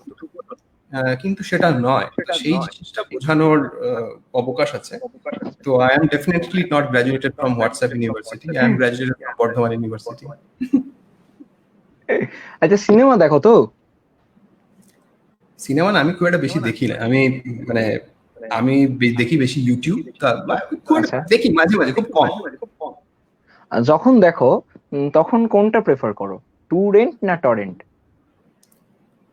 দেখো আমি কিন্তু টু রেন্টের পক্ষপাতী, কারণ এক্ষেত্রে এটা যদি করো তাহলে তুমি সেই শিল্পীকে সাহায্য করছো, সেই মাধ্যমকে সাহায্য করছো, এবং তাদেরকে আরো ফ্লারিশ করার অবকাশ দিচ্ছ। আজকাল সাবস্ক্রিপশন কিন্তু যথেষ্ট মানে কি বলবো, মানে অতটা এক্সপেন্সিভ নয়। অনেক কমের মধ্যে তুমি অ্যামাজন প্রাইম বলো বা নেটফ্লিক্স বলো, সাবস্ক্রিপশন গুলো পাওয়া যায়, এবং তুমি যদি ছাত্র হও তাহলে তো আরো অনেক এতে পাওয়া যায়। তো আমার মনে হয় টু রেন্টের অনেকগুলো সুবিধা আছে। প্রথম কথা, তোমার সেফটি সিকিউরিটি নিয়ে কোনো চিন্তা নেই। দ্বিতীয় কথা হচ্ছে যে তোমার এর মধ্যে থেকে তুমি যে যারা আর্টিস্ট আছেন বা যারা কলাকুশলী আছেন তাদেরকে তুমি ফিনান্সিয়ালি সাপোর্ট করছো, এবং সবাই এর মধ্যে একটা উইন উইন সিচুয়েশন হচ্ছে। টুরেন্ট ফোরেন্ট না করাই ভালো। আচ্ছা, আমার দিক থেকে বলতে গেলে আজকে শেষ প্রশ্ন, শেষ লাইন। দেখো লাইনটা কেমন লাগে তোমার? An apple a day keeps the android away. এই তো এটা তো মানে কি বলবো, মানে এটা চিরকালই চলে আসছে। তো এটা দুটোই খুব একটা কম্পিটিটিভ প্ল্যাটফর্ম। অ্যান্ড্রয়েড যেমন খুব ওপেন সোর্স, আমাদের সোর্স কোড পুরো ওপেন আছে, যে কোনো ওইএম এটাকে ইউজ করতে পারে, স্যামসাং, মোটরোলা, মাইক্রোম্যাক্স। তুমি যে কোনো ডেভেলপারের নাম বলো, তারা অ্যান্ড্রয়েড ফোন বানাতে পারে। অ্যাপল একটা খুব ক্লোজ ইকোসিস্টেম, কিন্তু ওদেরও অনেক সুবিধা আছে, যেমন ওনারা খুব কোয়ালিটিটা ওনারা খুব হাই স্ট্যান্ডার্ডে রাখেন, এবং যেহেতু অ্যাপল একটা ক্লোজ ইকোসিস্টেম, তো ওর মধ্যে যে তোমার অ্যাপ এক্সপিরিয়েন্স গুলো হয় ওগুলো খুব সিমলেস হয়, এবং এগুলো সাধারণ মানুষের ক্ষেত্রে ইউজ করা খুব সুবিধা হয়। কিন্তু ওদের আবার অসুবিধাও আছে, যেমন ওদের প্রোডাক্ট খুব এক্সপেন্সিভ, সাধারণ মানুষের ক্ষেত্রে, এবং ভারতবর্ষের জন্য তো খুবই এক্সপেন্সিভ। একটা আইফোন দাম তোমার মিনিমাম 40-50 হাজারের নিচে থেকে শুরু হয় না। তো সমস্ত জিনিসেরই প্লাস মাইনাস আছে। তো an apple a day keeps an android away, I don't think that is true fully. এর কিছুটা হয়তো সত্যি, but the other way is also true. An android a day might keep the prices low.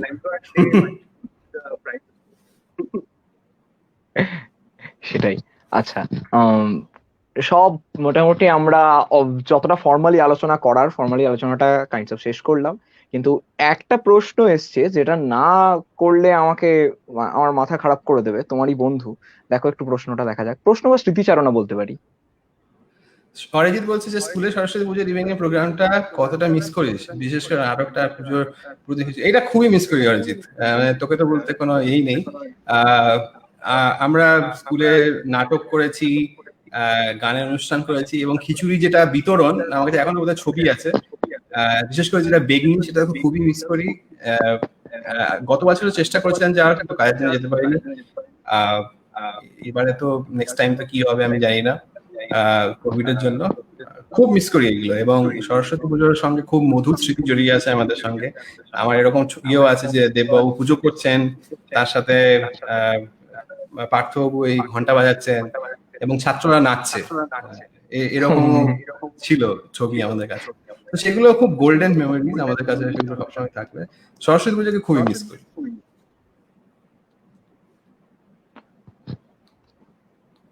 Just a moment. অনেক ধন্যবাদ তোমাকে দাদা এতটা সময় দেওয়ার জন্য। অনেক কথা হলো এবং অনেক কিছু শিখলাম, এটা সবচেয়ে বড় কথা। দিনের শেষে বা সন্ধ্যাটা শেষে অনেক কিছু শিখলাম। এটা তো একটা আড্ডা নয়, তোমার কাছ থেকে একতরফা অনেক কিছু শিখলাম। তো ভালো থেকো।